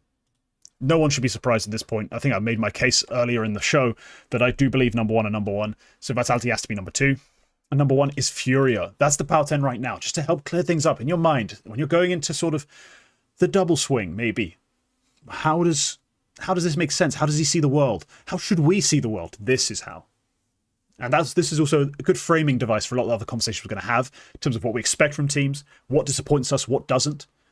This is the power of these rosters. This is the power ranking right now. Quacker, what is my worst position on this ranking? I mean, there's probably some you could have issues with, but really, what is the worst one? I think even with the candidates you listed off, I think Na'Vi shouldn't be 10th. Who should? Wait, where should Na'Vi be then? Hang on, just make sure you're not putting him 7th. Outside the top 10 at the moment. Okay, who's your maybe 10th? Narrowly, maybe 11th. I still think you're right that they're ahead of 3D Max, FaZe. I don't think you mentioned anybody else. I'd honestly, at this point, are you putting Legacy at 10? I might make the case for Legacy, yeah. I might make the case for them. Because they are still off the back of 2 grand final appearances, winning one of them. They did beat Astralis in one of those events. They played very close against Aurora. in one of them, who are like both of them are in this Power 10. I think you have, you know, some adjacent teams like you mentioned, 3D Max. They've beaten them twice in a grand final as well. One of them, like, it's hard. But like, if I'm gonna have to pick between 3 teams who regularly play top or near top opposition and fail, and a team who play just like half a tier below that but win consistently and like fairly consistently recently and are starting to look really solid, I might put Legacy in there, to be honest. It was like, look, Na'Vi don't play the tier below and win, and I think to categorize them as playing the top teams and not winning isn't right either, because they do have, in very recent memory, wins over Mongols, wins over Aurora, you know, Mongols again. If you scroll back in time, win over Aurora again. Like, they're able to do that. Aside from Legacy's most recent run, which again is against inferior competition exclusively, and pretty much exclusively, they have very little to show for it. They played at Pro League. They won games against, who was it? Bait? No, they lost to Bait. That's at Masters. Hang on. Pro League, they beat NRG and Furia in groups. They lost to Astralis. They lost to Gentlemates. They lost to Bait. Like, they've lost to Bait a lot. Like, they've struggled even against some of these weaker teams to really establish themselves as a powerhouse. So I can't give Legacy that kind of credit. I understand the case you make, and in VRS agrees with you. VRS has them at 10. I just think that is far too generous given the level of team they've beaten. They haven't got several wins against like top 6 teams, which Na'Vi do. Now, Na'Vi, I agree, they have disappointing losses. We just went over a whole segment on it, but their wins have been impressive. I still have them 10th in the world. Like, I think last week they were 9th or 8th, maybe, or 2 weeks ago rather.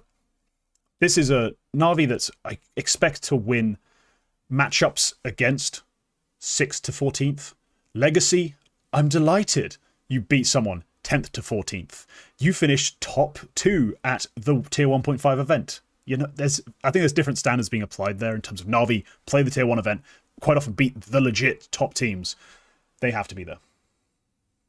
Yeah, that's a good case. I think it's if I would put somebody in above Na'Vi, like if I would make some changes, it would be that. I think you're right for the rest of it. Furia Vitality is obviously maybe a bit contentious, but I can't say I disagree. And I'd maybe swap like the Mongols G2 Aurora. You could maybe arrange them in different ways depending on what you think. But it's I think maybe I'd swap Aurora and G2 just for the fact that you said they are descending, which I agree with. And Aurora are, all things considered, they managed to close a grand final. They managed to win a grand final. Yeah, as I said, I'd probably put these guys pretty much level. Put the ball in. On the open goal, they put the ball in.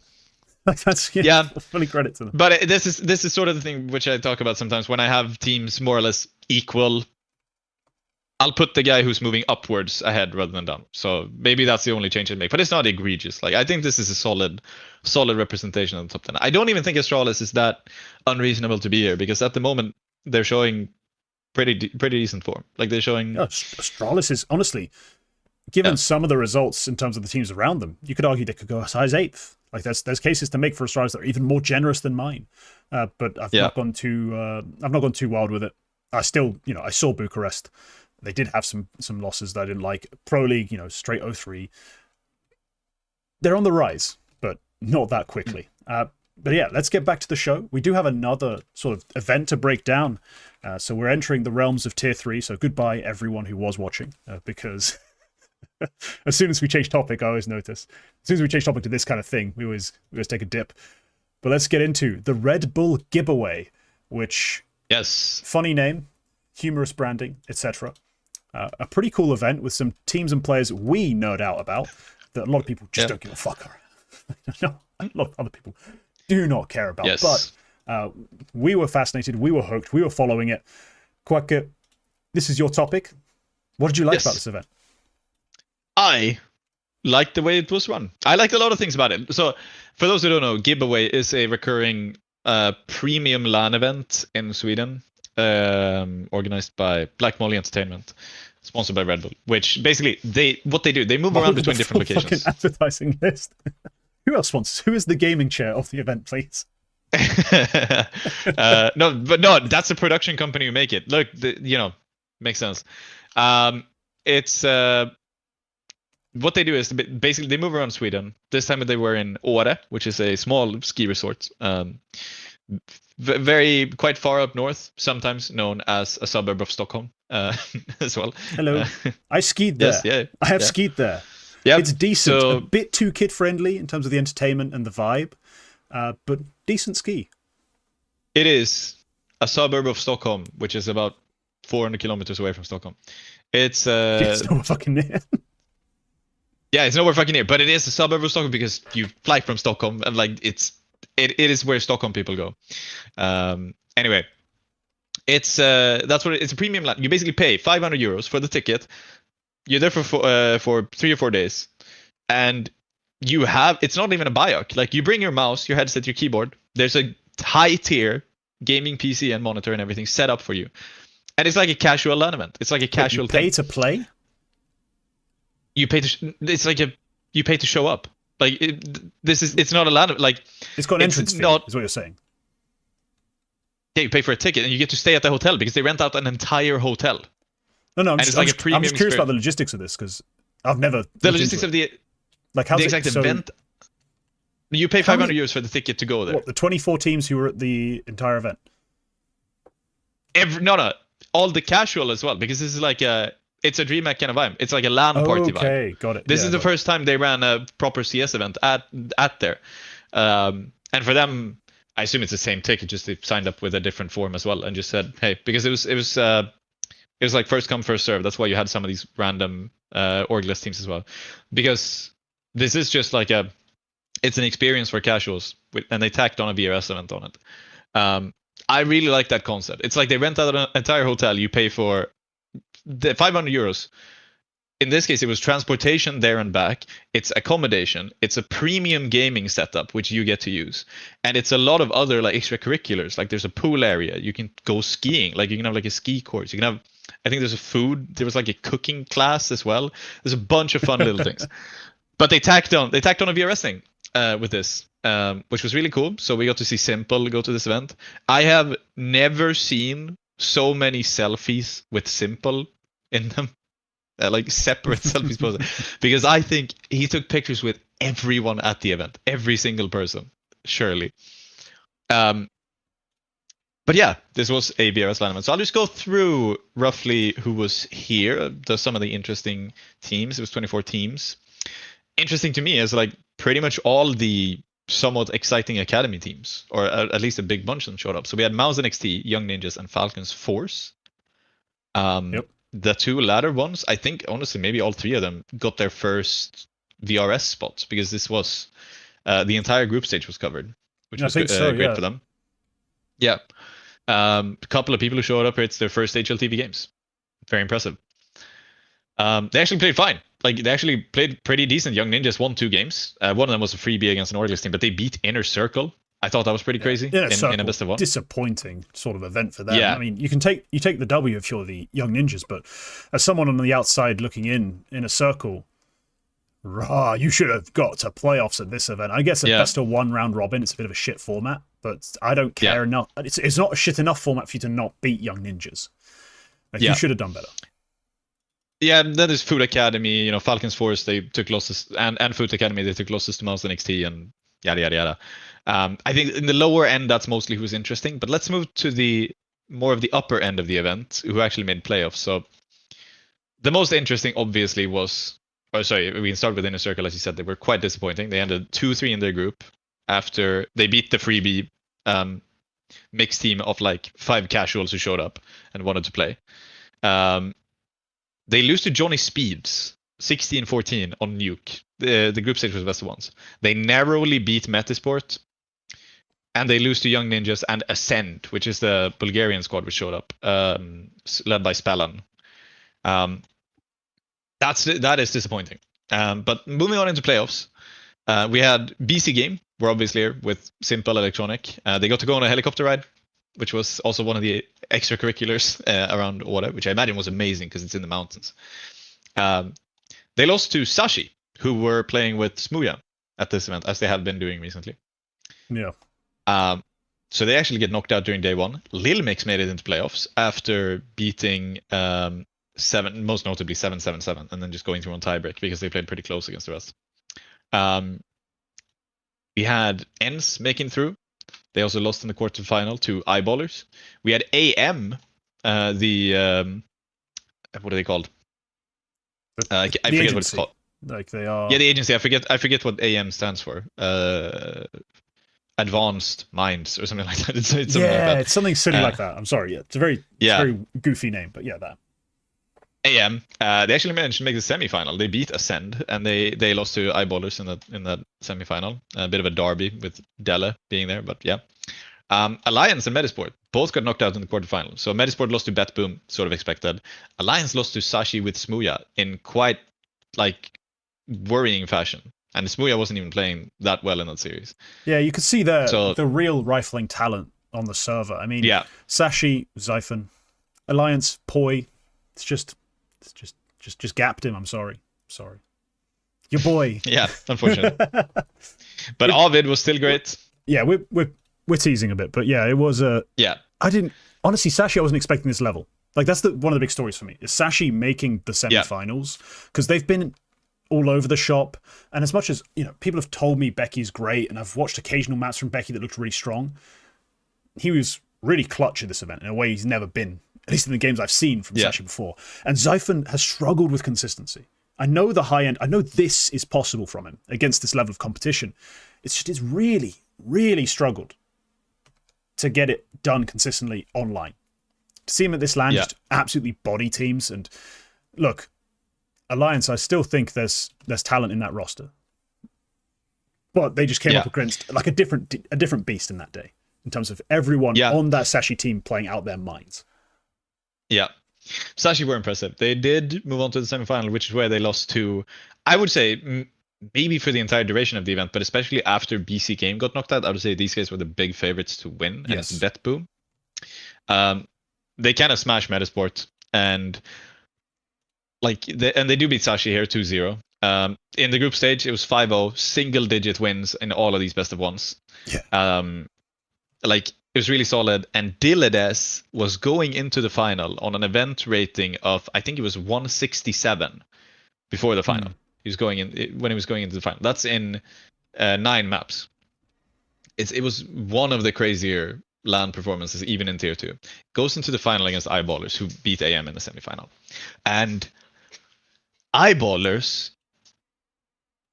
I watched this series in full, glued to the screen because this was a crazy game. I would say honestly, Eyeballers just played the better game. JW, I would assume like JW outcalled Boomage in this series, because the way I'll say BetBoom managed to win Mirage. I thought Eyeballers were so dumb on Mirage because they kept rushing B. They did the Major thing of just keep on rushing B, and just it never works. Like Siren is standing on balcony, just sprays blind into a smoke, or Mayan does some crazy stuff on the A side, and it's like it just they weren't really doing anything. It was still overtime. They still managed to force overtime on Mirage, and BetBoom only win 16-13.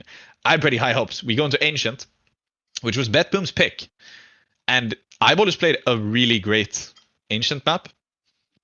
And at this point, they're sort of starting to warm up. They have some pretty good performances out of some of their players. Bob XT and Dex were already playing really well, both on with Mirage and Ancient. They were already up there. Rolf, I think, put in a great performance as well in a couple of these rounds, like on the anchor.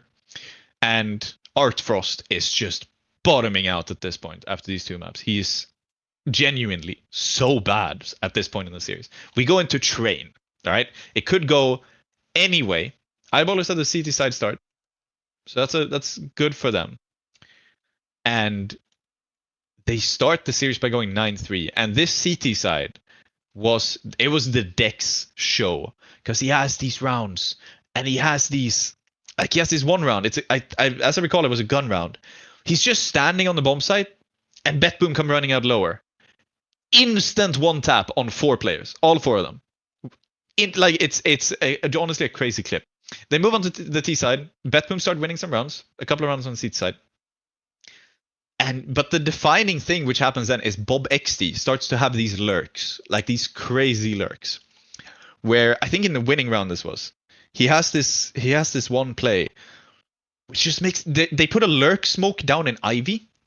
He walks into the lurk smoke and just edges out of it, finds a frag on one side of the smoke. There's a CT on the other side of the smoke, like towards the site, but he finds one towards the CT side. He finds a frag, just walks back. Him and all of his teammates just walk back, like shift walk back into T-spawn, and then they make a whole other round out of it, and they manage to go B and they win. It's like, he was doing it the entire game where he would just find these timings and just like, how is he suddenly out on A sites? Like, how is he suddenly here and nobody noticed?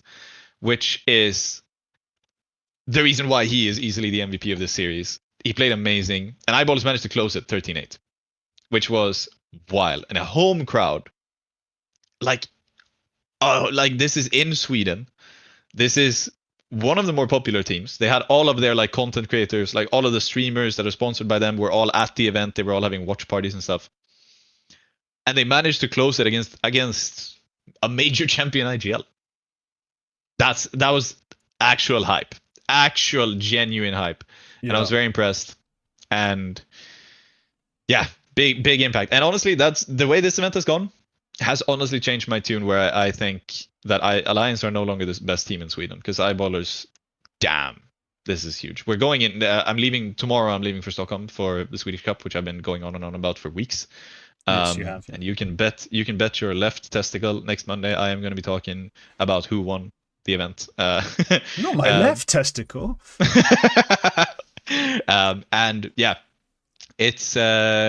I think this event changed the tune there, because Eyeballers genuinely, they could be coming off of 2 straight LAN titles in 2 weeks at the end of next week. And this performance might be the more impressive out of the two, if I'm honest. Like, if I'm genuinely honest. So yeah, I was hella impressed. So I didn't really get to watch the grand final, that sort of part of this event. But I must admit, when you phrased it as JW outcalled Boomich, immediately I just looked to my chat. I was waiting for some sort of apology, some tears maybe. Because I spent the last 6 months fielding non-stop suggestions that Boomich should replace Chopper, but if he can't outcall JW, come on. Chopper haters, I know you have a pretty strong leg to stand on. Hell, you have many strong legs to stand on, given some of the recent performances from the Spirit side, but who's your replacement now? I know the obvious comeback's always Lear, but like, man, this is dire. But really, that's just a bit of a joke. Overall, it's a pretty cool event in terms of the teams there, at least for me, getting some of these LAN reps on these lower tiered sides. BC game, criminally disappointing. Like, really criminal how bad they were. But Bet Boom, they're going to love making the final here. They'd love to have won it. That was a pretty damn good Eyeballers result. Like, Eyeballers have been one of my favorite teams to shit on. They win this, they beat Bet Boom. They have a legit follow-up from Bob XD of like, yeah, he's had a good period, but like, I don't know where I am on him. This was awesome. This is a coming out party. Like, yo, I'm here to frag. We have riflers. We still don't have a real dearth of AWPers, but we got riflers in Sweden now. Come get it. Yeah, I phrased in the article I mentioned before, and as I said earlier, I phrased it as Eyeballers have no star players. They need a diva. That was the headline I used. They need more divas. The stats still showed that Bob XD finds the most impact out of any of the Swedish riflers, like on the Swedish teams, not counting like the ones on OG and Brawlan, I guess. In terms of the swing he finds and in terms of the stats he gets on the rifle, he was already genuinely impressive. I think this is a bit of a breakout event, because this is him. This is Bob XD being the star player that I think he could be. He has the personality for it. He's always been like the kind of guy who, like, he is sort of outward facing, and he is sort of like, he can be a bit of a crowd pleaser. He has a lot of fans. And I think this is the sort of breakout event where, like, this is maybe the start of where we start talking about Bob XD being a star player. So still think next year is the year of the poi, but like his closest competition might be Bob XD. Yeah, well, competition, not a bad thing. Yeah. But speaking of bad things, some people have bad opinions. And we're going into the one segment in the show that has an intro theme song. So, as again, I ask you every week, if you know the words, please sing along. It is time for Cock of the Week. Quack, Yes. What's going on? What happened? Who is this guy? Who is this person? What's happened? What's gone wrong? This person is somebody on the HLTV forums, and what has gone wrong is the forums exist. So this thread, 2 scoops too many, is this American user's nickname on HLTV. Tier 1 teams, most likely to win Budapest, ranked. And he has 5 tiers for this. Tier number 1, favorites. Furia and Vitality. So far, so good. We'll get on, we'll elaborate later. Number 2, likely. MOUZ, Aurora, and Spirit. All right. To be Number fair, 3, could just win. saying, Yeah? that tier covers 3 to 5. MOUZ are in the right place. Yeah. Number 3, could win, but unlikely. G2 and Mongols. Being a bit generous, right? But all right. Number 4, underdogs. I will just note, I don't think that's that is could win, but unlikely. Underdogs. Navi, 3D Max, FaZe. All right. Tier number 5, impossible for them to win. And you will be surprised to find out there's only one team in this tier. Everyone and else could win except this one. Okay. Yeah, everyone else could win, but they don't even get a tier. It's Falcons. He has put it. That is. And he asks. I'm sorry. That is the level of punnery that I expect from the intellectuals and savants found in the HLTV forums. Falcons. That's what you came up with. Jesus. Yep. So he ends the thread by asking, "What's your list?" So I ask you this question: what holes can you pick in this? Because you made a power So 10, many. and you said that you said that Furia going into their next event, they might be favorites. Their next event is the major. Yeah. Let's start there. Do you think Furia are among the top 2 favorites next to Vitality to win the Budapest major?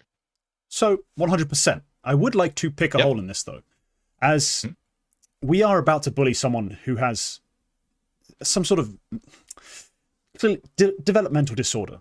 Because as you can tell by the way they spell favorites, they're American. You can then check the flag and confirm, but they are American. So let's remember, everyone in chat, let's not get too harsh. They don't have schools out there. They are a third world country. It is hard for them to understand concepts like favorites and underdogs and what it actually means to use those words. So let's not get too extreme. Right. We have the next tier, likely. MOUZ, Aurora, and Spirit. You've talked about, I think last week I said that their trophy win moved them from non-zero to a small chance of winning Aurora. Yeah, and I thought you were. I think you still disagree with me. Do you still disagree? Of course, this is ridiculous. Likely to win the major, Aurora, are you high? As I established last time, they would have to beat multiple of the teams in the top 10. Physically impossible for Aurora to do that. Not happening. So no, Aurora not likely to win the major at all. Spirits right now to say they're likely to win the major is absurd. MOUZ, now as much as I did give you the little pun there of yes, they are still kind of in the top 4, likely to win the major. No. No, likely is not the word you should be using. Again, definitions are hard, but likely is not what I would describe MOUZ's chance of winning the major. If I ran it 100 times, they're not winning it, maybe even 11. Like, you know, they've just not shown that ability. They'd have to beat, again, in the playoffs, a Vitality, a Falcons.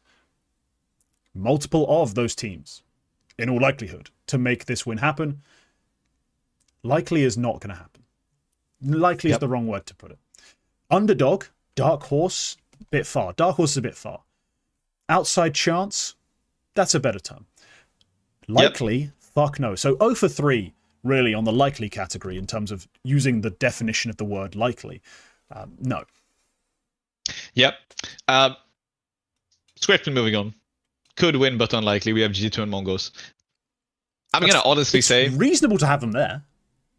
This is the next to the favorites tier. I think this is the most reasonable one, to be honest.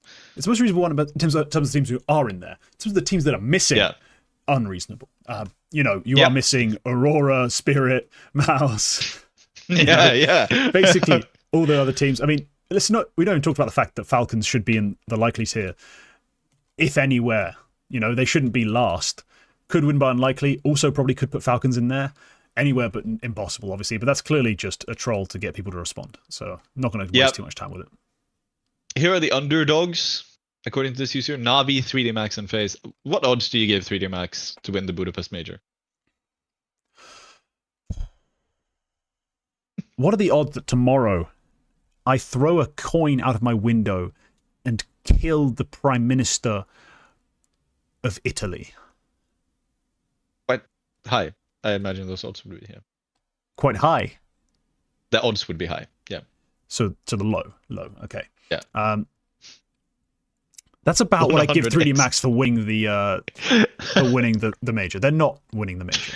Yeah, you flip the coin and you get the 0.0001 chance of it landing on its side perfectly like this. Type shit, yeah. Type shit, as the kids say. Yep. He's put them there next to Navi and FaZe. Who do you think has a bigger chance, Navi or FaZe? Currently, my ranking will suggest Navi. My refusal to discount Karrigan, Brokey, and the rest of that nonsense says otherwise. Yeah. But in that sense, it's kind of offsets, right? Offsetting penalties, neither team's winning. Yep. And then impossible for them to win. Do you think it's possible for Falcons to win the major? Of course it is. Of course it's possible. I'd say they have about the same odds as MOUZ. Realistically, this tier list should read favorites, Fury, Vitality. Outside chance. Like, I wouldn't call it likely, but I wouldn't say it's unreasonable to expect it to happen. MOUZ and Falcons. And then underdogs. Dark horses is better. Dark horses to win. You can put Aurora. You can put Spirit. You can probably put FaZe. Yeah, Navi as well, just because they did fluke one. They could fluke another. But then after that, you then go to, you're silly if you bet on it, 3D Max, etc. Yep. That's kind of how it works. Yeah. But this yeah, list that's is about it. Dreadful. It is kind of rage bait and nonsense because it is HLTV. No one takes those forums seriously. I refuse to believe anyone who says otherwise. But yeah, dreadful list. Thank you. Yeah, it's like just accurate enough where I think it might be coming from a place of like genuine. This is what this person thinks, but it's yeah. They did have impossible fail cons, and that clearly shows to me they cannot be serious, because if they were, they'd have the IQ of a 2-year-old who's been lobotomized. So yeah, there's the problem. Yep. That's been today's Cock of the Week. Honorable mention, I did see somebody trying to fix Navi by adding Fear, Sedime, Zontix, and Jambo. Yes, they tried to make like a kind of terrible but okay sort of Ukrainian roster. It just wasn't the vibe. It just wasn't working. Let's move on to making a kind of okay Ukrainian Navi roster has been a great thought experiment for about 2 years now, but none of them have included Sedime. Also, yes. Let's get into the retake games.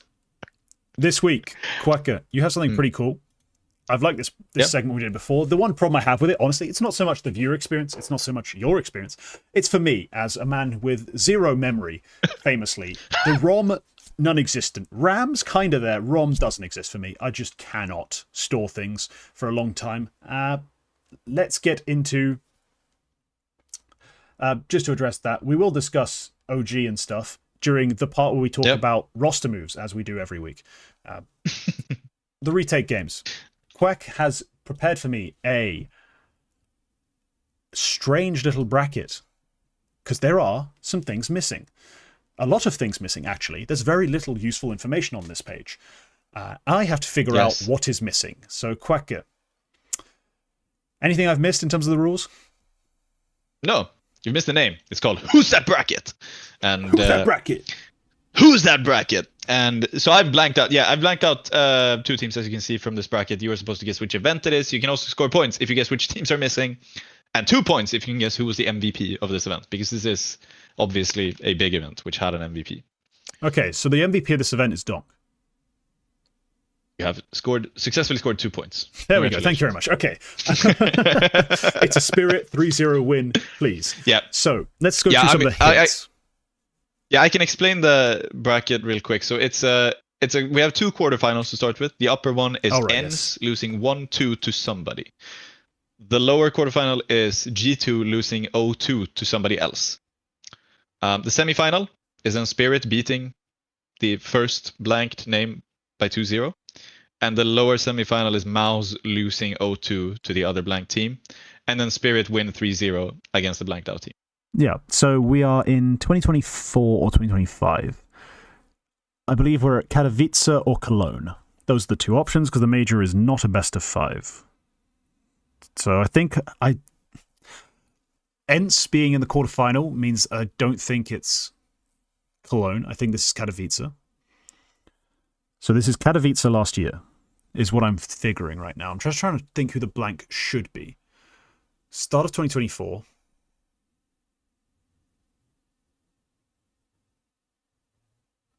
I'm thinking of the right event, right? I'm not looking at chat. I've hidden chat. This is the problem, because now I might have confused myself entirely. Let me see. So who could beat G2 2-0 at the start last year, beat MOUZ 2-0 at the start last year, then get utterly slaughtered? Now, I want to say that it's not Na'Vi. I want to say Na'Vi went out to Spirit in the semis. This is all my guts telling me, but my God, do I not remember a damn thing. I want to say the lower bracket team that made it all the way through is FaZe. Okay. Can I lock in which event it is? That's a guess I make, right? Yeah, go ahead. This is Cato 24, right? Correct. Okay, good. I'll tell you, don't open chat, but we had a lot of varied guesses here. Some people said Bet Boom Dacha. No. There's no some people said really at those events. I think somebody else said, yeah, this is the Bet Boom where they win versus Eternal Fire. That's Bet Boom Dacha. So yeah, but you are correct. It is 2024 IM Katowice. Donk's record-breaking performance, taking the MVP. Yep. Because yeah, it's a given. Spirit win the event. It's a best of 5 final, so it's not like some random obscure shit from pre Donk. This is a Donk led event win. So upper bracket. I feel like Na'Vi's struggles against Spirit starts at Katowice 24 with that 2-0 loss. Beating an ENCE who were not supposed to be in these playoffs but had a random Polish roster run to make it there is what I'm trying to figure. So I'm going to go with that. So I'm going to go with the top team that's blanked is Na'Vi. You're looking at it? Well, yeah. You're incorrect. It is not Na'Vi. It's not Na'Vi. That's a missed opportunity for a point. So the other option would be... The other option. Yeah, who's your other option? I mean, in terms of top teams in general, it's like FaZe, Vitality. Just struggling to cast my mind back far enough to think who'd be, firstly, in the playoffs, but also in these specific matchups.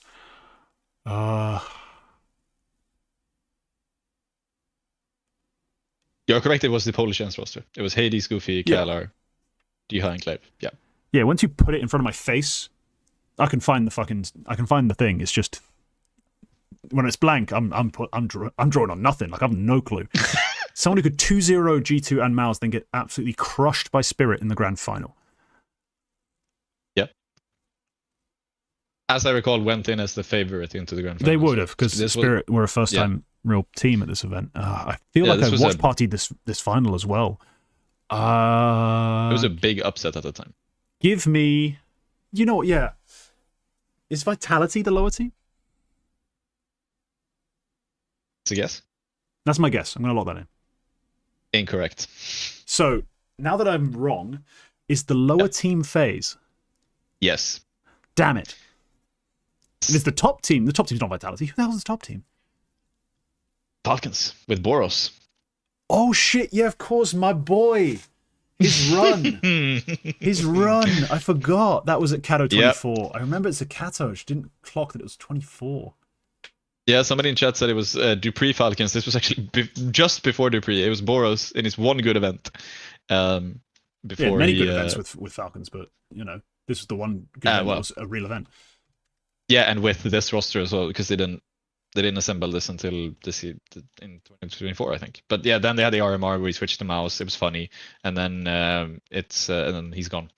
But yeah, FaZe, they beat G2, the reigning champions. They beat in the quarterfinal there, but it was with Nexa, obviously. So Spirit did beat Navi at this event. I wasn't stupid for thinking of that. Okay, yeah. Nope, you were correct. They did In beat the them in the groups. opening game. Yeah, and Spirit Yeah. did beat FaZe in the seeding game. But I remember, like, we were talking about the fact that FaZe is like a previous Katowice champion. They were really solid. Like they were solid in 2023 prior. Probably, like, definitely second place in on terms their of team march of the to year. the final as well, didn't they? Like Yeah, 2-0, 2-0, Yeah. not even close. Then they get crushed in a way we did not expect. Like that was Yeah. shocking. Yep, it was, that overpass was like genuine surprise. The fashion it went down in, Yep. and a bit of an embarrassment. But yeah, exciting event. And I do think I blanked the correct teams. I think maybe if I had FaZe in, you could have gotten it immediately. Because there was also the storyline how like this was the first really big event, and then we finished the year with the major, and it was Spirit versus FaZe again, and it was like there was a thing around this, and Falcons being here, obviously, I think would have been a dead giveaway if I didn't blank them. So yeah, Yeah. congratulations. Honestly, if you could put Falcons in there, I would have just been confused. I would have been so confused. Like if you put Falcons in and blank, for example, Spirit, I'm just like, what the fuck is this? Like, Yeah, I would have been lost. I'd have never got anywhere. yeah. But yeah, congratulations. You scored 3 points out of 5 possible. I'll say you did succeed in the point of the game. You guessed what the bracket was. You just didn't know what the teams were. I mean, I saw the Spirit part of it. It limits it down to about 4 events, maybe. See Yeah, G2, probably. you know it's not Dacia. You see Ents, you know it's not Cologne. Yeah. There you go. Has to be Katowice. And this is the fun of the game. I hope you enjoyed it at home as well. But yeah, okay, let's get back to the main topics at hand. Up next, it is, the Eternal Shuffle. Hell We're yeah. back on the never-ending cycle, the dishwasher of Counter-Strike that never seems to break down. I think they must be using Calgon, because washing machines last longer with Calgon. Here we go. Quacker, what's been happening? What do you need me to review? Let's go. Right. I think we talked about Cadian being linked to OG last week, and I think we did talk about Susp as well, was one of the rumored players. But just in case we weren't, there have been a flurry of rumors around who is signing for OG. So Cadian as op IGL. Very quick, what's the rating on that? Just on the face of it. I mean, just the Cadian form. Just the Cadian part. for Chrism. Yeah, I mean, just Cadian for Chrism by itself seems utter dog. I built some caveats that could move it up to a B, but for me, it's like a D. I'm just not a big fan of this sort of rush from OG. Yep. And you need a rifler if you're putting in an op IGL, which it seems you're doing, based on who has been rumored to be joining. Somehow Aros Dosh has survived this shuffle. And instead they were reported to be practicing with Susp. They were then reported to be interested in Cypher, and most recently Harumi said that they were interested in Flamus, which is like that's CIS adjacent enough where I feel like he's heard something. There might be something to that. There might be some legs to that. So one by one. First of all, Susp on OG. Why is it the best move OG could possibly make? I mean, it's extreme, but OG currently Out of has these Spook and Adam B. Yeah. And so you'd be any of these sort of, obviously adding a aggressive, active sort of riflers. Susp is the only one who's really done it in an overly active and aggressive sort of team setup, especially, specifically with Adam B. So I would be inclined to believe that Susp could more easily fit in with this roster and still have a lot of impact. Just on the surface, like he's played like more supportive roles, anchors on the CT side. He was part of the aggressive anchor sort of meta we had for a bit, where a lot of tier 2 teams were stacking up talent and then trying to use them in that way. He was one of the first. That's the way you'd build it if you want to be specifically susp-centric. It does just get awkward though, looking at the others. You know what I mean? Like you look at some of these players, you're like Cypher on this team. okay, like he's been a team's bitch before and then got cut. He's done stuff that's supportive, because I don't want to take roles and priorities away from Spook and Adam B. You know, that's why I don't really see Cypher working on this roster. And Flamus is even more of a problem. Like, I saw him with no help on Virtus Pro. Sure, they still want him to be a star whilst having no help on Virtus Pro. But I don't want Flamus on this team for a variety of reasons. But I just don't want to take him to pair with these riflers. I don't like their combo. So for me, yes, I'm not even playing into your like sort of agenda, your like little biases, like, oh, please make it work. I don't have to. You have a Swedish agenda, come on. You don't have to. I still actually genuinely believe he probably would fit in the easiest into this roster. These are tangible. I mean, if you can get a Flamus in and, I don't know, maybe someone's buying Spook you needed to replace certain stars, you know, maybe there's some more going on behind the scenes that we don't know about. But most of these moves are like a C. The Susp feels like a B+, borderline A. Yeah. I don't hate any of the three, I'll just say. And I think on the face of it, under the assumption you can get a base level opping out of Cadian and a decent calling out of Cadian, then I think you're getting a firepower upgrade with all three of these over Chrisen in terms of that rifling role. But that's a lot of assumptions to make, I think. But the daring move, hard to grade it because we don't know anything about what they're doing. They're not playing the major, so they have like 2 months to experiment with this before they have to do anything. I hope we get to see them in like a CCT or something before the season ends. But yeah, let's see what happens. These are in a weird order, but I'll start with this one, which I put in first. The aforementioned Ascend team. I think they have been playing before, but they got picked up, and it's honestly not. It's not the performance at Giveaway was fine. Bulgarian team. We have Spellan, Kaluber, Shaik, Awaken, and Screamo. Yeah, so it's a Bulgarian roster with none of the Bulgarian players I like, so I think it's pretty awful. Someone asked me about it on stream when I was doing a stream last week, because they'd started playing already under that tag. It's not a very good team, I'm not going to lie. Give it to Muturist, they might make the top 6 of the major, but without that kind of miracle play, this is a dog shit EC advanced team. Like, this is not going anywhere. This is not overly exciting. No, they're all the same player to me. To be honest, in my mind, all the 4 of these riflers, aside from Spellan, is literally the same player, because it's somebody who I've seen fill a role fine or slightly subpar on tier 2 teams for years. And they vary. Like, Screamo's a bit of a newer guy, and I think Awaken is as well. But it's the same old story, I feel like. And yeah, I have no identity to any of these teams. But hey, yeah, they're here, and they did like I said, they played fine in Giveaway. I think they went 4-1 in their group. Medisport have signed or have announced Vince as their coach. Now the thing is, HLTV said they also benched Abdi. But they previously, when they previously announced Abdi was leaving, like 2 or 3 weeks ago, they said that he would play out the season and then Vince would come in after. I don't know what's happening, but Medisport will have Vince as a coach for the foreseeable future. Yeah, look, Vince built a team that played. Well, he coached. He didn't really build it that much. A team that played pretty decent CS in Wildcard. So if I want to give him credit for that, I can say that this is going to be a pretty interesting addition. But realistically, I don't know too much about what he's going to be bringing to the table in terms of direct strategic upgrade to Abdi. But he's got a long sort of tenure as a coach. He's coached some teams who've surpassed expectations, in terms of Polish rosters at times. So this isn't a terrible idea. I respect the move. I'll give it I mean, they had to move on from Abdi. They just had to. They also probably need to move on from whoever's making some of the roster moves in the past, but maybe that's just a philosophy that's changed, as time's gone on. Because they have made some more interesting moves recently, but it's still a bit of a strange situation with the roster. But I'll give them like a B for Vince. Yeah, I like the Vince signing. I think we said a couple of weeks ago that Stanislav-Vince combo is a combo that somebody wanting to build a great team should pick that up. And Medisport, well, they want to build a great team. They picked half of it up, at the very least. I mean, why not try to get Stanislav, Yeah, I would at least try to make it happen.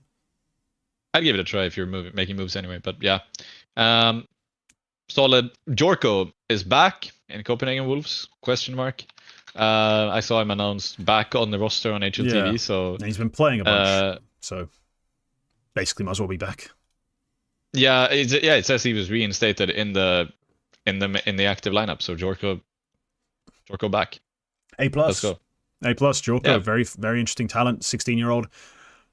Copenhagen Wolves is the sort of level he should be at. So that or an academy. He's not an academy, so Copenhagen Wolves is fine. Since reinstatement, he's been averaging a 126. He's not my prospect of the week, but he could have been for the second week in a row. Fantastic little talent. Really impressed with what I've seen from him so far, especially at such a young age. He's one to watch, and Copenhagen Wolves have got themselves an asset. Yep, and I think I can up this to an S tier move because I didn't mention who he's replacing.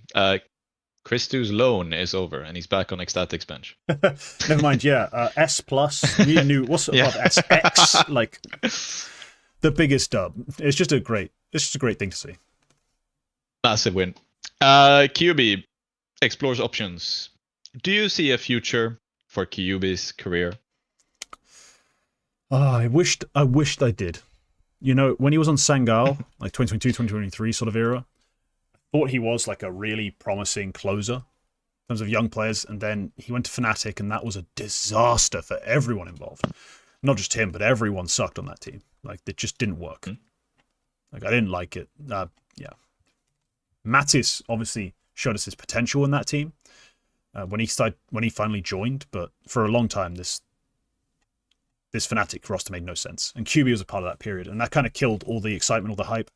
Even when he went to Big to be a role player, just nothing special really happened. Nothing went right. So, yeah, QB, unfortunately, he could still find his feet again. Like, you know, find his confidence, his mojo maybe. Play in some Tier 3 CS, Tier 2 maybe at best. Go play for like a Soulfly type team. Maybe. Yep. Go back to Tier 3, refine your feet.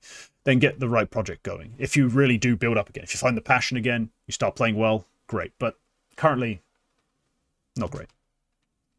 Soulfly, Banjo, QB sounds fun. I'd like if that was like a Fireflux. Fireflux, that's the name of the team, bloody hell. I blanked on the team name. But yeah, bring him in for Paz, maybe. Bring him in. I'd like that. To play some roles. I mean, it's hard because Banjo does play the anchoring, sort of semi-closer roles. But I'm sure you could figure something out. You've got talented riflers. Like, it doesn't have to be exactly that team. Just that kind of project. Yep. And finally, this happened during the show. There's a new Navi Junior roster, and 2 of these players were already announced. We didn't even talk about it. They're 2 Ukrainian players promoted from Navi Youth, Kodak and Yoki. And this is being coached by Snatchy, you know, the Polish opera. The 3 new players are Czech player Fazery, Finnish player Rezlu, and Romanian player. I thought this was French before, but I just had a a yellow filter on my monitor, like a light filter. Satsu is his name. Have you ever heard of any of these players? Nope. Let's move on to the prospect of the week. Yeah, let's wrap up the show the way that we always do with prospect of the week. And look, I could have repeated myself in terms of who I pick here. I said it before. I could have taken Jorko. Would have been very easy to justify taking Jorko. But instead I'm going to talk about a different AWPer. Just had a lot of excitement building for him. A lot of people are big fans of this kid. I've gone with Cashlid. And now I've watched some Cashlid demos. Honestly, he's always very clean, very proper, very smart and simple. Nothing too extravagant in terms of flicks and silly aggressions, but just consistent. Just surprising for the level he plays at and the player he is, and especially the way the team runs, because the team is not very well called. But he does have some really clean mechanics, strong on a rifle as well. And I just want to shout out before I move on or let you speak. I did also consider talking about Flauser here in terms of as another sort of option. But yeah, basically the Russian youth mill, like youth talent mill, hasn't run out of gas, hasn't run out of water to keep that big thing turning. There's still a lot of really talented kids on just bad teams in the Russian scene. Cashlid, probably one of the most exciting of them. His teammate Zido's pretty good. And then Flauser as well for Nuclear Tigres has been putting on quite the performance. So, yeah, a few guys showing up, but primarily Cashlid. Yeah. Cashlid shows up in these stats pages when we're picking stuff. I'd never watch K23 play a single round. But his stats are there and they're up there quite consistently. Flauser actually saw Ted posted about both of these players earlier in the week. Nice. Yeah, exactly. Flauser and Cashlid. So okay. I was half thinking you might say something. You might say something like, "Oh, most people don't know about this Flauser guy," and I was gonna go, "Well, this guy." Like he posted about it. Not a lot of people watch Nuclear Tigres. You know the team in general. They've got Mikis, Belarusian guy, also putting up crazy numbers. The two of them, Mikis and Flowers, are kind of more trading clothes because they've got an absolute nutcase of a fragging IGL in Senka. I think it is Senka if I'm looking at the pictures. Because I always remember the picture of the guy. I never remember if that's his name. Yeah, that's him. Senka, who just dies with a Mac 10 so often, or an MP9, just running through shit. I watched a POV of his once. It was pretty silly how many smokes he just ran through with SMG. But yeah, the mop-up duty primarily falls to Mikis and Flauser. Both look really good. Yep. Solid players. This, like you said, this talent mill just sort of keeps going. And yeah, it's going to keep going.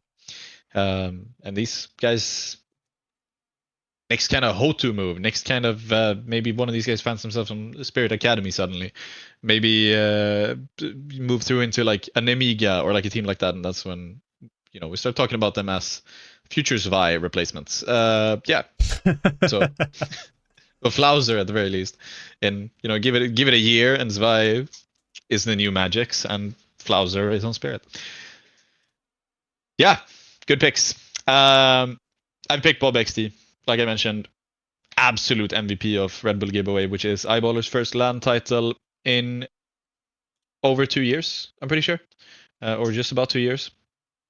First time he's sort of like, I think I've picked him before, usually as like a solid role player, but the way he's been playing recently does just feel like this guy is an absolute machine. And he does still take like the more aggressive openings. He is the Poi replacement in that sense. But he's doing such an incredible job at it in this Eyeballers team where he really deserves his flowers.